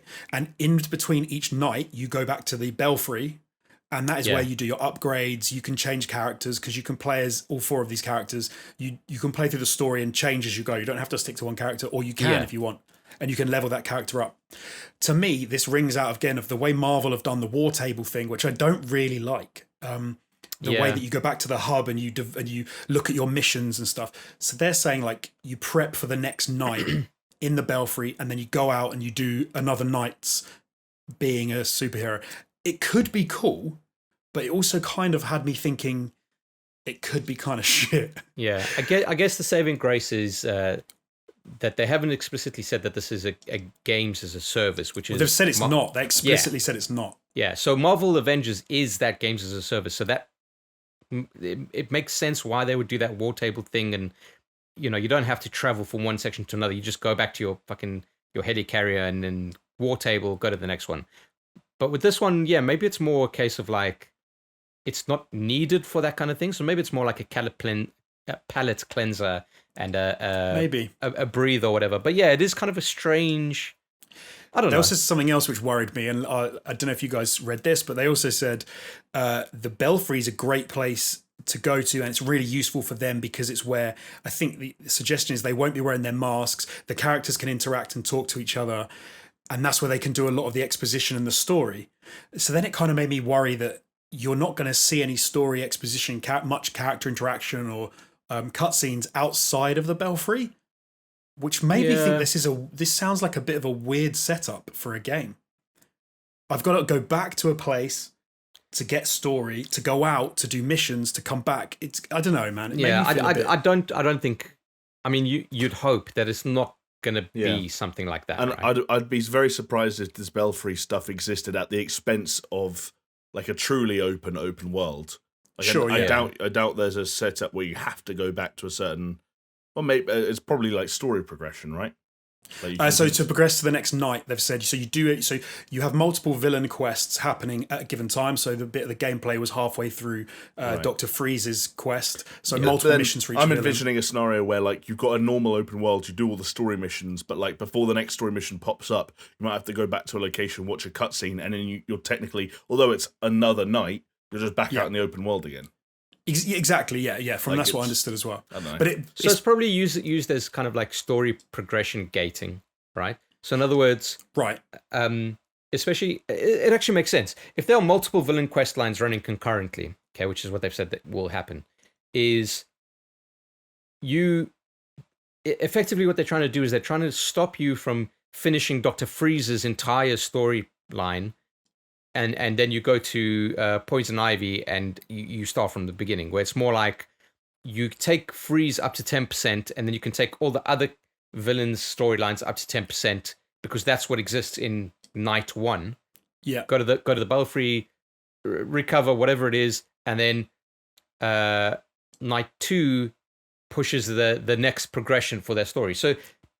I think that's basically exactly what they're talking about. So it's almost like they're using the Belfry less as a war table and more as it's almost like it's not that complicated, lads. I think we're it's not. I think we're overthinking it. It's a cutscene. Like No, but it's not a cutscene. So they've said you go back. They said you go back there for story, to investigate clues you've found, to change your gear. So, yeah, but here's the question: do you think you're going to be able to change your gear outside of the Belfry? I would say yes, but given the fact they specifically talked about it, when you're talking about you're going back to the Belfry for story, yeah, you're going back to the Belfry for cutscenes and maybe to have weird like static conversations with people while they stand around. Yeah. I don't know. It rang to me. Do you know what it did to me? It said to me, you know that thing you don't like about the Marvel Avengers beta? You know that thing you didn't like about what was the Microsoft game where you're flying around in javelins? I can never remember the name of it. Oh, Anthem. That's Microsoft. an EA game. EA game, Anthem. Anthem. Oh, okay, Anthem. Those are the bits that in recent memory I've gone like, oh, I don't like that, where they make you go somewhere and walk about and chat, and like they don't feel very good. Hubs, yeah. Hub worlds. Like Fair even enough. in Destiny, like I didn't it was necessary, but I didn't Necessary? necessarily like it in that kind of way. And I think Destiny did it pretty well. Do you see what I mean? I like the Arkham games narrative progression. I'm with Jamie. I think you're reading too much into it. Yeah, maybe. I think it's just it's like old school games where like you'd finish a mission, right, and they'll take you to a debrief screen, and then you go. How are to we the still next talking mission. about the fucking Belfry? How are we still talking about this? All right, then. They made a big point of it, but they did say a couple other bits as well, which are good, right? Because they said open world, no level gating. The bosses dynamically respond to your level. So you can fight Mr. Freeze at a level 5, and he'll fight differently with different defense, different attacks than he will do if you're like a level 15, which sounds really cool. Like, that sounds good. So I'm psyched for that sort of stuff. Yeah. Yeah. But then you get into this weird territory where, like, are you kind of defeating the point of having an RPG system and progression if everyone's the same level as you? Like, why do I need to know my level if everyone's the same level as me? Yeah, I know what you mean. Like, you could speedrun the game, stay at level 1. All the bosses will be level 1. That's one of the reasons I said to you, boys, I don't necessarily like the way they keep forcing RPG mechanics into every game. But the joke I made to you is that they're not doing that. They're just making them more visible for some reason. Like, numbers always come out of people's heads whether or not you can see them. They're always coming out. Exactly, yeah. You and just can't, you're right. It's the same with levels. Like, but Batman previous Arkham games have had skill trees. Like, Batman is improving as he goes along, but there's no visible level, and there's no visible level in any enemies, and that makes more sense when you start to get into a situation where you can be under-leveled or over-leveled for certain things. So you could go back to early areas and beat the shit out of people that were once difficult. Go to future areas, perhaps prematurely, and get shit on. But if you can't do that in this game, then why even? What's the point? Surface those numbers? What do they? What purpose do they serve? Other than it's another metric by which you gauge your progression through the game. It's another thing that gets us hooked into you because it's another number that just goes up. Like a gear score, it's just going up, baby, up and up. Yeah, keep playing. And the reason I like the dynamic sort of leveling is because I'm not a big fan of that specific RPG mechanic. Oh, he's a level 10. It's a level 10 reindeer. And you're a dude who's like kitted out of all these weapons, but you can't kill it because you're level 5. Like so a level dumb. 10 reindeer. Level 10, and you're like, I'm going to shoot in the face of a shotgun, and it doesn't do anything because the reindeer's level 10, mate. It's just going to hoof you to death. Jonesy's playing Christmas Massacre 95. That's progression, though. That's when you go away and level up and come back and topple your former. But it's an element. Foes, your adversaries. It's an element of RPG games, which I get why they have it, but as someone who's never been an RPG player in that sense, it's one of the hardest things that I find in games of breaking immersion. Because if I can't kill a fucking rabbit that's level 30 because I'm level 10, and I hit it with a bazooka, and it's like, you did 1 damage to this rabbit. Like, it's a fucking rabbit, man. Make your game better. Nah, I think you're like willing to accept you're playing a video game in some terms, but not willing to make exceptions for others for some reason. Of course, that's immersion. It's like when you go to the cinema and you sit and watch a great film, you're willing to accept the ludicrous situation of the film you're watching. But if they turn around and they start slapping you around the face with like stuff that doesn't fit the movie, it breaks immersion and you have a shit time. I think you're putting too much onus on immersion. Like when I play The Division and I have to put 50 bullets into someone's head, I'm like, ooh, it's not immersive. It's a video game. Yeah, and it ruins games for me sometimes. Do you know what I don't like? Is shooting someone in Division in the back with an assault rifle using 15 clips, grenades, bazookas, all sorts, at a little red canister that he's carrying, so that I can set it on fire, and it takes me half an hour to do so because you should have been a higher level. Because it's fun. I don't have a problem with it. Yeah, it's fun. Yeah. I will say, going back to Gotham Knights, I think one of the things that I'm finding is a little bit of a sticking point for me at the moment is that I think a week ago we expected to see a Batman game, and we didn't get a Batman game, and that's fine. But what we do have is a series of characters in Nightwing, Batgirl, Robin, and Red Hood. Red Hood, yeah. All of them I've heard of, but all of whom I'm not really sure I know. Partly because there's been different iterations of them, partly because, like, sometimes in the case of Robin, for example, literally different people have been Robin at different times, so you don't know who you're dealing with. And it's kind of the same with the Court of Owls. Court of Owls is just a kind of a concept I've heard thrown around largely in relation to this project. And so I kind of watched that trailer and got through to the gameplay. I was like, I'm glad I'm watching the gameplay, but I don't know anything. I don't know nearly as much, I guess, as if it were a Batman game, as I should do about these characters and what their motivations are and what they're doing and who these villains actually are. And there's something kind of simplistic about the formula of that's Batman and that's the Joker and that's what we're doing. And that's what all of those Arkham games ended up being. But don't you think it's kind of... there's room for more exciting stuff to grow out of it, but it's just... But what I'm saying is all that stuff that you don't know... Yeah. And obviously it depends on how they treat it, but isn't it nice thinking to yourself, I'm going to get into this game and I'm going to find out about these characters and see if they endear themselves to me. It should be. But maybe it's a weird side effect of the fact that most of these characters often play second fiddle to someone else, and I'm like... Too much of that is existing in my subconscious. But I guess that's why they had to kill Batman, right? Maybe, but for some reason, there's no intrigue there for me. Like, for some reason, like, seeing what happens to Robin when he becomes the protagonist doesn't... I want to see what they do, but there's not a voice in my head going, like, yeah, I need to see what they're doing to fill in those gaps. I'm just looking at them and, like, this seems like a ragtag group of people that I don't know that well, and I don't care about that much, and maybe I will in the future, but I don't know where that's going to come from. Yeah, fair. And like nothing in that trailer suggested that there would be any stakes or character moments or like I don't know where I'm going to get that stuff from. Yeah. I have a slightly wonky take on this because I just got done watching Titans like a month ago. Right, yeah. And there's a lot of crossover. Also, I think the fact that these are all playable characters from Arkham Knight, like in some of the DLC and things. I'm pretty sure they all are. I know Batgirl is. I don't know about Red Hood. I think Red Hood is because you get to use the guns. I'm pretty sure Red Hood. I'll have to check that. But you use the guns in Arkham Knight. That's wicked. I'm pretty sure you in the DLC specifically. I'm sure you got to play as. I could be wrong, man. But and Nightwing, I think you got to play as well. I don't know about Robin. I can't quite remember. But I feel like I've had a taste of these characters, even if it's not the same characters, if it's similar characters. And I like how they played, which kind of feels like they're playing to my Arkham Knight like desires a little bit, which I like. Yeah. So but do you think so? So this is the last kind of bit I wanted to speak about this though, right? When the Arkham series came out, and it's like, oh my god, this is so like fucking different and unique in terms of like the way it does its world building, the combat system specifically, and of course the stealth sections as well. But is this too similar? Are they not breaking away from it enough to kind of like?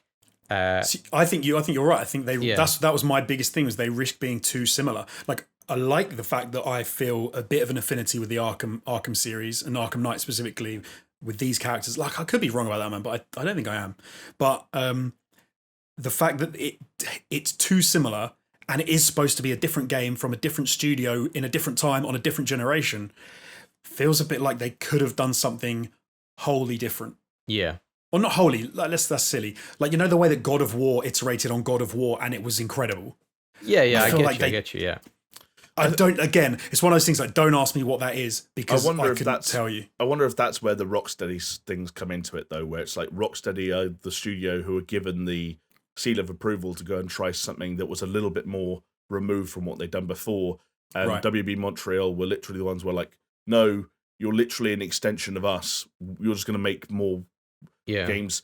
Admittedly, not with the Batman. Yeah, that's a good point. So that was something of a leap of faith. But I don't know, like, they were the studio who got saddled with making the in-between Batman game to begin with. So yeah, like maybe there was an element of like, hey, we need you to make something that's at least fairly close to home, just so we got that. Well, Rocksteady that's a go good. and That's do a good whatever point. Like people are always going to want to have a Arkham style game, and then maybe they were like said to Rocksteady, like you innovated with Arkham to begin with. Now you can innovate with Suicide Squad, but people are still going to want an Arkham style game. So WB Montreal, that's your job. Yeah, that makes sense to me. Maybe. The Suicide Squad was a weird one, though. Do we have time to go back to that? Because we Can I, there's one thing I have to mention about this before we get off of this. Before we get off of the Gotham Knights, because I think we have proof. I think we have proof that they listen to the podcast. Oh yeah, because they were asked, and this about skins and the way that people look and the way that you deal with gear and skins and how it goes together. And I have a quote for you, and they must have been listening to us because they've addressed it, and I think they've nailed it for me. They said, when asked, when you put on gear, will it affect how you look, or will it will you just have a skin and it's just a numbers thing? But they said, because we didn't want it to turn into just a random crazy quilt when you're adding in gear and stuff, what we've done is we've got distinct suit looks, and then within that there's accessory variation that the player can tap into, and that way you get a chance to tweak it and make it exactly the way you like it. So it's kind of like they do have skins, but the gear you might choose will change like elements of it, but not the overall look. That's the way I understood it, yeah. Yeah, so you wouldn't have like a blue torso made of feathers and fucking wrist guard made of titanium and shit. It will all be similar. If you're black and yellow head to if you're 1980s Batgirl head to toe, but then you add in a different utility belt, I'm guessing a different cowl. I wonder how they're going to do that though. Also, was that confirmation that this is going to be a gear or a loot game? Well, they were talking about. Well, again, I don't know. I don't know if it was confirmation, but they did talk about gear. I think they talked about suit, ranged, and melee weapons. But yeah, from what I read, they didn't specifically talk about gear and loot. For whatever reason, I came away thinking that it was going to be like loot. I guess maybe it's a case of like you see RPG elements and then that just makes sense. It's all part of that visual language that I think people are getting more and more used to accepting. Is like when you see nowadays what would have been, AAA open world action games of yesteryear now having health bars and damage numbers and more explicit, I guess, leveling up systems and XP systems. You almost expect gear and loot to be an extension of that. Yeah. But at least in some way or another. Yeah. All right. Anyway, go, Jamie. We'll make time. So go back to your, because I feel like you guys didn't say much about Kill the Justice League. No, because we said we would, establish both games, and that's the main thing, right? Is that like you watch that trailer and you think not only do you not know as much about it going in, but you also know nothing about what kind of a game they're going to end up making, and you can sort of pick apart some elements of the trailer. Like obviously they're going to have some kind of solution for ranged firearm-based combat, because that's the predominant way that at least 3 of the characters fight, which is something, interesting because they are the fucking Arkham dudes. They were, world-renowned for their melee systems. I guess I just wasn't sure about the tonal stuff, which is interesting because, of course, that is Rocksteady carrying on the lore and the kind of the world that they established through their Arkham games and taking that into this. And all of a sudden we have... I'm not going to get too hung up on the differences in the characters. Like Deadshot was in a couple of the Arkham games and now he looks very different. Well, his race has fucking changed for one. So maybe they were going to work around that. I don't know. But even just like Harley Quinn, who again had appeared in the Arkham games prior, and it was like, now it seemed like it was maybe it was just my brain telling me this, but slightly more informed by the Suicide Squad movies version of Harley Quinn and Margot Robbie. And you know what game the trailer reminded me of? Seeing them all kind of bounce around and shooting weird aliens and purple blood coming out. Oh, I know. I can guess. Yeah.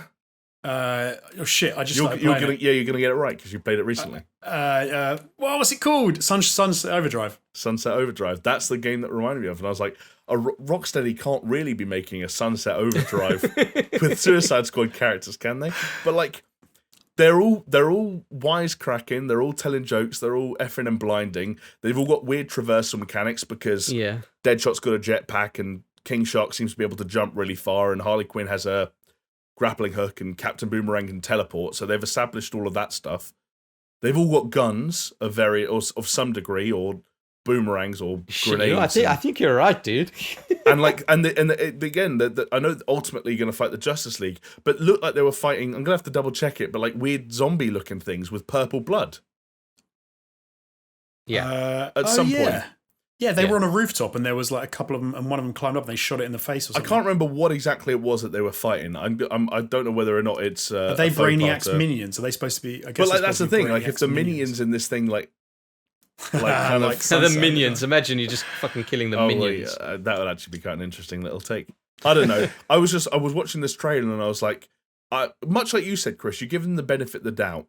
Yeah, you give them some leniency. I mean, it's Rocksteady, right? Like, because it's fucking Rocksteady, and they have in the kind of the modern era of Rocksteady. I don't really know what they did pre-Batman, but there's no reason to assume they're going to make anything other than a great game, and they're going to have cool ideas, and they wouldn't have gone in this direction unless they were confident they could do something interesting with these characters and the mechanics that are going to be wrapped up as a part of them. But you watch that trailer, and I was like, you don't know anything about the game, you don't know anything about what they're going to do with these characters specifically, apart from a few little hints and ideas, and it kind of paints a strange picture, and you match that up with a tone that I'm not sure I 100% care for, and jokes that didn't make me laugh. Yeah. What is that game going to be? I don't know. Don't want to judge it too soon. But I'm curious. I'm with you that it feels like it's too early to judge it, but I think the same as you did. The tone felt off. I also had a weird thing that it seemed too similar in some ways to the Gotham Knights, because it's like 4 players, it's an open world, there's some co-op elements. If it's like looty, how they're going to do that? Is there going to be a hub world in both? I don't know, there's a weird kind of like, these are very close together. Although I will say the one thing, going back to Marvel, I think that Marvel did wrong, that these 2 games do right, is they both have a 5th character, which is the city. So the reason Arkham games are cool is because they're set in the city. Right. The reason I think Suicide Squad will be cool is because it's set in Metropolis. It's like a contained thing. The reason Spider-Man was cool was because it was set in New York. And the one thing Marvel had for me, were not going for it, was that they came up with these super bland, generic, random world places that just seem like... I love how you just always refer to Marvel Avengers as just Marvel. Oh, well, you have Marvel Avengers. Sorry, Marvel's Avengers. There's no like love for the place. Yeah, I get you. I think you're right. You're spot on. Yeah. And I think Rocksteady made very memorable takes on Gotham. So yeah, there's no reason not to. Yeah, believe that they could do that again. By the way, pulling the trailer up, I can confirm that the things they are fighting in the trailer are weird, zombie, monstery, alien-looking things with big, glowing, pulsing purple stuff on them that explode into purple blood. And I can also confirm... Sunset Overdrive. It is kind of Sunset Overdrive. But I can also confirm that all 4 characters at one point in the trailer shoot a conventional gun. Yeah. Even Captain Boomerang and Harley Quinn shoot what look like normal firearms at one point or another in the trailer. Yeah. So it looks like we are getting some kind of co-op shooter with probably some kind of traversal elements, fighting against hopefully not entirely alien enemies with a weird, sometimes funny, but kind of not really, but also too informed by a Suicide Squad movie that was bad sense of humor and tone. But it's made by Rocksteady, so you wait and see. Yeah. Well, that's pedigree for you, right? Like you give them the benefit of the doubt. That's the DC fandom for you. Fandome. All right, look, let's move on, all right, because we had some more info for Call of Duty Black Ops Cold War, fellas. So there was a in-game Warzone kind of live reveal. Is it right to say it that way? A live event that tied into the reveal, you know? Yeah. So I guess I didn't actually see any other live reveal. I guess well, Jamie, you saw it more than I did. Go on, give us a breakdown. So it was a live event that you kind of chose from the matchmaking menu, so it was another option there. Like it tied into all the kind of know your history stuff and all the shit they've been hitting, those notes they've been hitting through their trailers. Yeah. You dropped in. It was kind of plunder rules more than battle royale rules. So you had your loadout and you would respawn very quickly, kind of in the air, just about above where you were. You could do it in squads as well, and you had a series of objectives, but already, like, when you load in, you notice lots of stuff has changed. The loading screen was different. When you opened up the map, for example, all the place names, they were redacted, so they had black lines crossed through them. Yeah. Lots of little changes like that were kind of cool. And you had to do a couple of, like, fairly simple objectives. One of them was, like, you had to kill people, literally other players, and they would drop an item that you could pick up. You had to go and find keys and unlock caches, and it would do a lot of visual effectsy kind of stuff. And when you completed all those objectives, you got dropped outside of the arena, and you had to do, or stadium rather, I should say, and you had to sprint to stadium, no weapons or anything, while words and messages from that original teaser trailer they'd showed, I think by this time last week, were sort of flashing up and being overlaid on screen, and then eventually got to the point where you got to see the trailer, which has now been released, obviously, to the general public, and we have all seen. So nice, wicked. But it was neat. It was neat, largely because Warzone has been identical for almost identical at least for 5 months now. So to see them mess with it in the same way it feels when Fortnite messes with their shit, it's kind of interesting. Yeah. Oh man, actually, and we're not really going to cover it because we don't really cover Fortnite stuff. But Fortnite have just launched all of their Marvel season, where they've completely changed the map and all the Marvel characters and like Doctor Doom's fucking haunted house or some shit is one of the areas. Yeah. It's interesting. But anyway, back to the Cold War, fellas. So I read it was going to take place directly after the original Black Ops, almost as a bit of a continuation, which I thought was an interesting take, as it were. Right. But I hear it's 1981, isn't it? Is when it's set. Somewhere there. But it's almost like I hear all of this stuff and I'm just like, I don't know. It's going to sound maybe harsher than it is, but it's almost like I'm looking at their ideas for this and it's just completely scattershot and like, where's the common thread here, fellas? We're going back, like we're rebooting Modern Warfare. We're going back to the original Black Ops to do a sequel. It's like, I don't know if they need one, man. We've talked about this before with COD. Like, I enjoy those games as standalone, almost like they're an action movie. I enjoy the games. I get them every year. If you ask me what the story was, I couldn't tell you. I could tell you some things that happened. Yeah, I saw that trailer and I was like, this game looks fucking cool. I like these story beats. I like the America versus Russia. I like the fact they had Reagan rocking in there, looking very nice CG render of Reagan. Yeah. I thought that stuff looked wicked. Don't get me wrong. I'm not bothered at all by the I think it's just the bugbear of me where it just kind of like, if I can't understand the thought process behind something, it just kind of like nags at me. It's not that you're probably right for a lot of people. It's nothing. Yeah, agree. But like it's nothing consequential whatsoever. I mean, I get that. Like the game, it looks decent. They're doing a lot of cool sounding things with it, but it's just something like at the back of it. It's like you know what it is? It's like, you know when you get like almost like hay fever and you get this like little itch at the back of your throat, so you just kind of like swallow. It's kind of like trying to scratch that. It's like that kind of feeling for me, but like in like what they're doing with the game and the series. It's just this little thing at the back of my mind that's just like really fucking annoying me. Anyway, that's just me. I think we all knew that they didn't know where to take it. Right, that was the joke where we got to the point where they'd literally gone to space, and then that didn't work, so they went back to World War II. And that kind of didn't work as well either. And then they were like, well, what if at some point we just acknowledge that our best days are behind us and do so very literally by going back to them, by making a reboot of one of our most favoured sort of sub-series and a sequel to that now sits in the middle of the others. And I just can't wait for next year's COD where it's going to be Ghosts 2. Wow. Don't even say it. Is it even going to be Infinity? I guess the order's thrown off because... Dude, I don't even know what the order is anymore. So this was meant to be Sledgehammer, and that would have meant Treyarch next year and Infinity Ward the year after.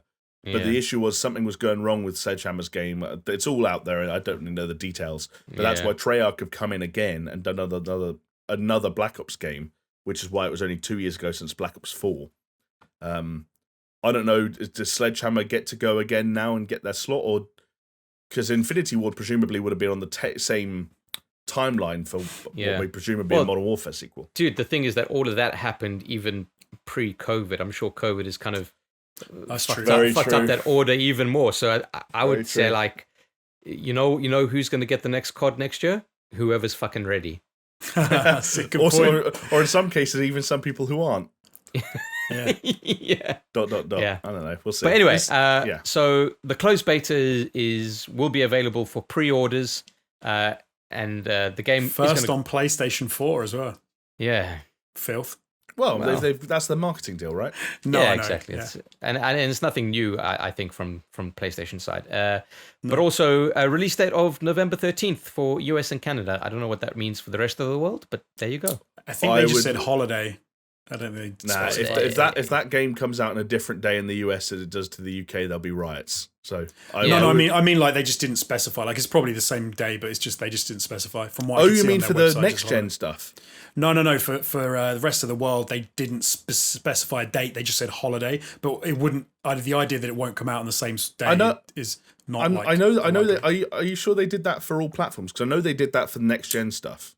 No, Yeah, they did it because next gen stuff. It was super weird. Next gen, they said by the end of the year, but they said Yeah, holiday because, for because the- next gen is not releasing at the same day all around the world. You read No, it's not. you read a different thing to what I read then, because I was on their website. I was on The thing I read, I don't know, I can maybe double check. it was someone putting it in their own words, was that the current gen edition would be out on whatever date, and the next gen edition, the wording was holiday 2020 brackets to be determined based on when these platforms release or something like that.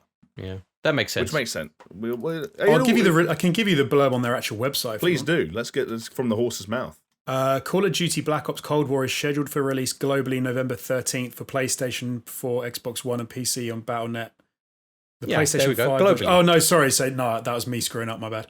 The PlayStation 5 version of Call of Duty Black Ops Cold War is scheduled for release holiday 2020 in the US and Canada. Yeah. Sorry, Jamie nailed it. I was getting those back to front. Jamie holiday nailed it. 2020 in the US Okay. and Canada, and late 2020 for the rest of the world. Don't know why they've. Oh have my to god. stipulate that. But Well, okay, so November 13th. later this year on Xbox Series X. Actually, there you go. November 13th for globally. So there you go. Cool. It's also I thought they'd done it because it was like going to be a day later, but they just did for some reason. But Yeah. I don't know why it would have been. There's also this like really weird kind of upgrade path that they're going. I don't really understand it, fellas. So you just gonna have to because I'm worried about getting it wrong now as well. I'm in the same boat as you, Chris. Like I read a lot of tweets over the last 24 hours that had different interpretations of it. And Yeah. Well, so okay, let me give you. So if you go to their, if you go to the official Call of Duty website, and you pull up their how this works, you can look at the pre-orders and what each pre-order gets you. So there's effectively 3 versions of the game that are for sale. You've either got, and this is for PlayStation and Xbox, you've got the standard version, which is a PlayStation 4 version and an Xbox version. Sure. That you can obviously play on your next gen console as a backwards compatible title, and that will cost you $59.99 in the UK, $59.99 in America. Sure. You can then get a next gen, like cross gen version, which will cost you $69.99 in the US, I believe, $64.99 in the UK, which will then get you an update when it's available to take the game into its next gen format on Xbox Series X and PlayStation 5.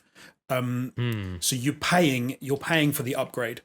You then have the ultimate version, which includes that, and you get more stuff as well, like Battle Pass and whatever. But yeah, so you're paying for the upgrade to the next gen. Can I just stop you console there, version. Alex Jones? Because we're past the 2-hour mark, boys. Let's carry on. God. All right. Yes, you're paying for the upgrade. You're paying for that next gen upgrade. But anyone can check it out for your local region. If you go to the Call of Duty website, go to the bottom, you've got pre-orders. You can click on that and it gives you a breakdown of how it works. Fair enough. I'm going to read some tweets out because I read the tweets from Wario64 for transparency, and when he's confused about something like this, I know I should be too. So he says so he outlines a lot of what Jonesy just said, but he says Call of Duty Black Ops Cold War PS4 physical can get upgraded to the PS5 version via PSN, but Xbox One physical will not have an upgrade to Xbox Series X. But the PS4 and Xbox One versions will be playable through backwards compatibility. For further confusion, PS5 physical of COD Black Ops Cold War cannot be played on the PS4, while the Xbox Series X version can be played on both an Xbox One and an Xbox Series X. It's unclear if this is Xbox Series X enhanced version or just reposting the current gen version as playable on both consoles.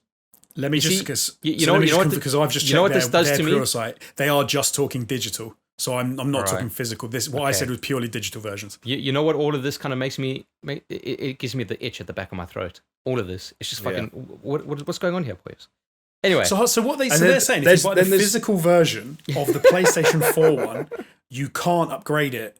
Let me read that again. He says that it sounds like.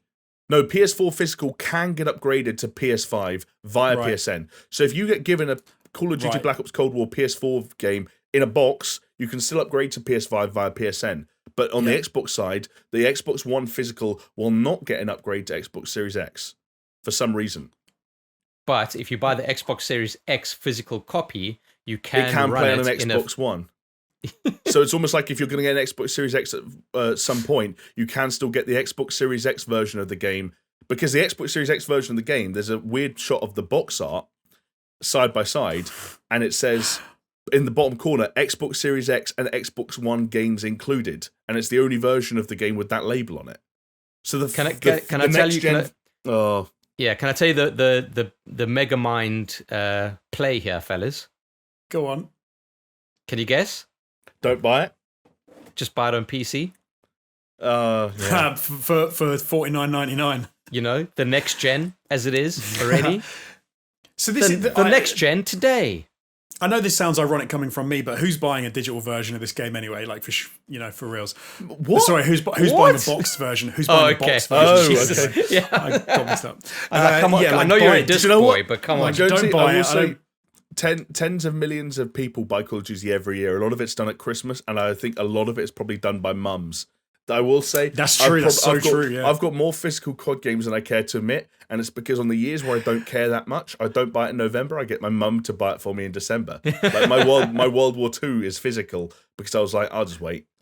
I've just said that, and I just realised as you said that I think all of my COD games are physical because I do exactly the same thing. You get your mum to buy it for you. That's my mum buys it for me every year. What do you want for Christmas? COD. Yeah. Anyway, let's put a cap on this one because the multiplayer announcement will be made on September 9th. So look forward to that, and hopefully we'll not only in that multiplayer announcement we'll have the traditional multiplayer, but hopefully see what's happening with Warzone as well. Can I tell you what the PR said about Warzone, for anyone wondering? Yeah. Black Ops Cold War will also support and build on the hit free-to-play experience Call of Duty Warzone. It will have shared progression with Black Ops Cold War, adding brand new inventory items that can be used in Black Ops Cold War and Warzone, but Warzone players will still have access to all of their Call of Duty Modern Warfare content, including operators and weapon blueprints previously earned. So they're not going to do anything dramatic that's going to get rid of any of the shit you've already got, which suggests they're not going to go full on 1980s because obviously modern guns will still exist in Warzone ongoing. Yeah. And I will say they've already done a thing, which is I think if you pre-order the game, Black Ops Cold War, you get Woods as an operator immediately in Warzone. So they're going to do shit like that, basically. Yeah. Shared battle passes and, benefits that would look after Warzone for playing the game and buying the game, what we expected. All right, so cap on that one. I'm going to go with one more news item here, which is that there's been a little bit of a new Nintendo Switch leak, for lack of a better word, because I don't necessarily believe it's a leak. It's almost like a resurgence of a previous theory or leak. So Bloomberg talked to someone, and they said it was someone who knows, but they didn't want to say it. But it was private information, and they didn't want to talk about it. So what you're saying publicly. is it's a Bloomberg, man. It's a confirmed rumor. It doesn't matter if it's Bloomberg or not. Yeah, exactly. It's a confirmed rumor. That's another word you say weird, James. I don't know why. I don't know how I would say it. I'm scared to say it out loud now. Yeah. Bloomberg. How would you say Bloomberg? Bloomberg. Is it Bloomberg? Well, that's how it's spelled. Bloomberg. Hi, nice to meet you. What's your name? My name's Bloomberg Watchman. Bloomberg Watchman. Bloomberg Watchman. Bloomberg Watchmen. Yeah. I love that. I don't know, man. Watchmen. It's like watching a baby giraffe walk for the first time. Hey, Chris, Watchmen is horrible. You have to I might be watch wrong. men. I might be wrong. Bloomberg. Maybe it is Watchmen. Bloomberg Watchman. I hope it is. It's not. I doubt it is, but I hope it is. Bloomberg Watchman. Bloomberg Watchman. Bloomberg. I like it. All right. Anyway, so the new Nintendo Switch leak is basically a discussion of a new version of the Switch, which previously has been reported as being called a Nintendo Switch Pro, for lack of a better word. Something that we've covered previously on podcasts, and I think we even covered it on SuperShow on ATG days. So that's how long this is going to be going on. Right. Because at one time there was a report saying 2 new versions, a Nintendo Switch Lite and a Nintendo Switch Pro. And at the time, I think a lot of people touted the Pro to come up before the Lite. Yes. Right. Which obviously was not the case. The Lite came out first, which I called because I know how Nintendo works. But yeah, I fully would expect something like this to happen. They kind of did it with the 3DS, where they had the 3DS and then they had the new 3DS, which was slightly better than not much, but there were some games, I think a handful of games that you could only play on the new 3DS. It's interesting. So reports of improved interactivity, whatever that may be, a higher resolution screen. People are saying 4K, but I think that's absurd. On a handheld, like. So that was the insider from Bloomberg said 4K. Yeah, I just. But again, like they could have just made it up. Bloomberg could have just made it up and said. Like, it's not that it's impossible, but knowing how Nintendo operates as a company, it just seems highly unlikely. I think so as well. Like, why would you? Like, then you said, why would you bother? Like, you're on a tiny little screen. It's not like you need a. Yeah, but anyway, also a final tidbit from this Bloomberg exclusive leak. In what has to be one of the most absolute redundant statements ever, coupled with a raft of first-party and third-party games for 2021. No shit. Of course it's going to be fucking first-party and third-party. That's a fucking console, and that's how games come out! Maybe they're talking about the fact that Nintendo haven't made a game for like 17 years at this point, and they're saving all their energy for 2021, apparently. I mean, boys, it does fucking feel like it. If I tell you that my Switch is gathering dust, okay, because I didn't pick up Pokemon, and I didn't pick up fucking Animal Crossing, and it's just been sitting there. Didn't pick up Paper Mario, so it's not like there aren't games coming up, but I think it's games that just don't interest me personally. But it's just like I don't know. From all of this stuff, I feel like I'm taking fucking crazy pills here, fellas. Okay, you've got fucking Cold War coming back to take place after the original Black Ops. Okay, and then you've got like you can buy the physical copy that'll play on the Xbox One and on a Wii U, but only when the full moon is out. And then you've got the fucking Nintendo Switch Pro, which could play 4K games. And hey, guess what? They're making fucking games for it. And I'm just losing my minds, fellas. But look, the question we all want to know is, will the PlayStation 4 version of Call of Duty work with the PlayStation 5 controller on the PlayStation 5? Oh. That's what we all need. On day one, that's what we all want to know. I think you've just confirmed that I am taking crazy pills, and this is just... I am actually just strapped into a bed in some hospital, hallucinating wildly. Do you know what the definition of insanity is, Chris? Do you know what the definition of insanity is, Chris? Doing a podcast with you fellas every single week. And expecting a different outcome. Well, anyway, I mean, there's not much more to say about that. How likely do you think a fucking Nintendo Switch Pro is with a raft of first-party and third-party titles in 2021? Can we water it down to like a revised or a revised version of the Switch? Yeah. Like, probably slightly more powerful, but how likely, like, in the grand scheme of things, pretty likely. I don't know about 2021, but like the Switch and the Switch Lite won't be the only Switches. Yeah. There'll be something else. I would go so far as to say 100% this will happen, because Nintendo have iterated on every single console, especially on their handheld side, where for all intents and purposes, Switch is a handheld hybrid. So there you go. Yeah. I'm going to nail it for you right now. Here we go. Okay. The Alex Jones prediction. Let's lock it in. The 3D Switch with like they did the 3D DS, and it's going to have it didn't have like a little blow sensor on that, so you could blow it and it knew. Yeah, I guess it was just the DS did that. That's their interactivity right there, and a little built-in pedometer. There was like a Wario game or something where you had to blow out candles or some shit. Yeah, that's the sort of one of the WarioWare. WarioWare touched, maybe? I don't know. Yeah. Or tap out. I forget them all. Tap out was the Switch Simpsons even game. 1080? Is the Switch even 1080p? It's not, is it? I don't think so. Yes, when it's docked, I think it can be. I think in but handheld is 720. Handheld is 720, yeah. Right. So the idea of it going 4K seems like bullshit to me. It's mental. I mean, even if it's 4K docked, it just doesn't make any sense because ideally what you'd want to do is you'd say a 1080p screen on the unit itself with 1080, but just with the higher frame rate on docked. Yeah. It's one of the things people keep on forgetting. This is the thing this is why I feel like I'm taking fucking crazy pills. People keep on forgetting that Nintendo is a company making consoles for children that adults play. Yes, that's exactly what they are. It's like it's not that complicated. It hasn't been that complicated on the NES, on the SNES, on the fucking N64, on the GameCube, on the Wii, on the Wii U, on the fucking Game Boy, the Game Boy Advance, Game Boy Color, fucking whatever. It's not that complicated.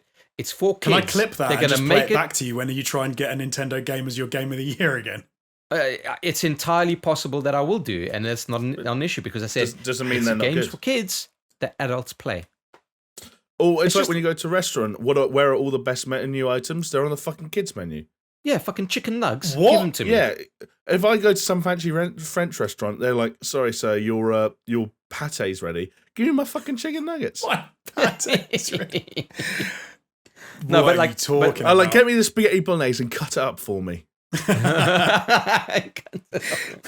Yeah, but anyways, like go to a Chinese restaurant and I'll ask for a serving spoon. Get these chopsticks away from me. all right, fellas, Nah, listen, get me we've been going for 2 hours and 15 minutes.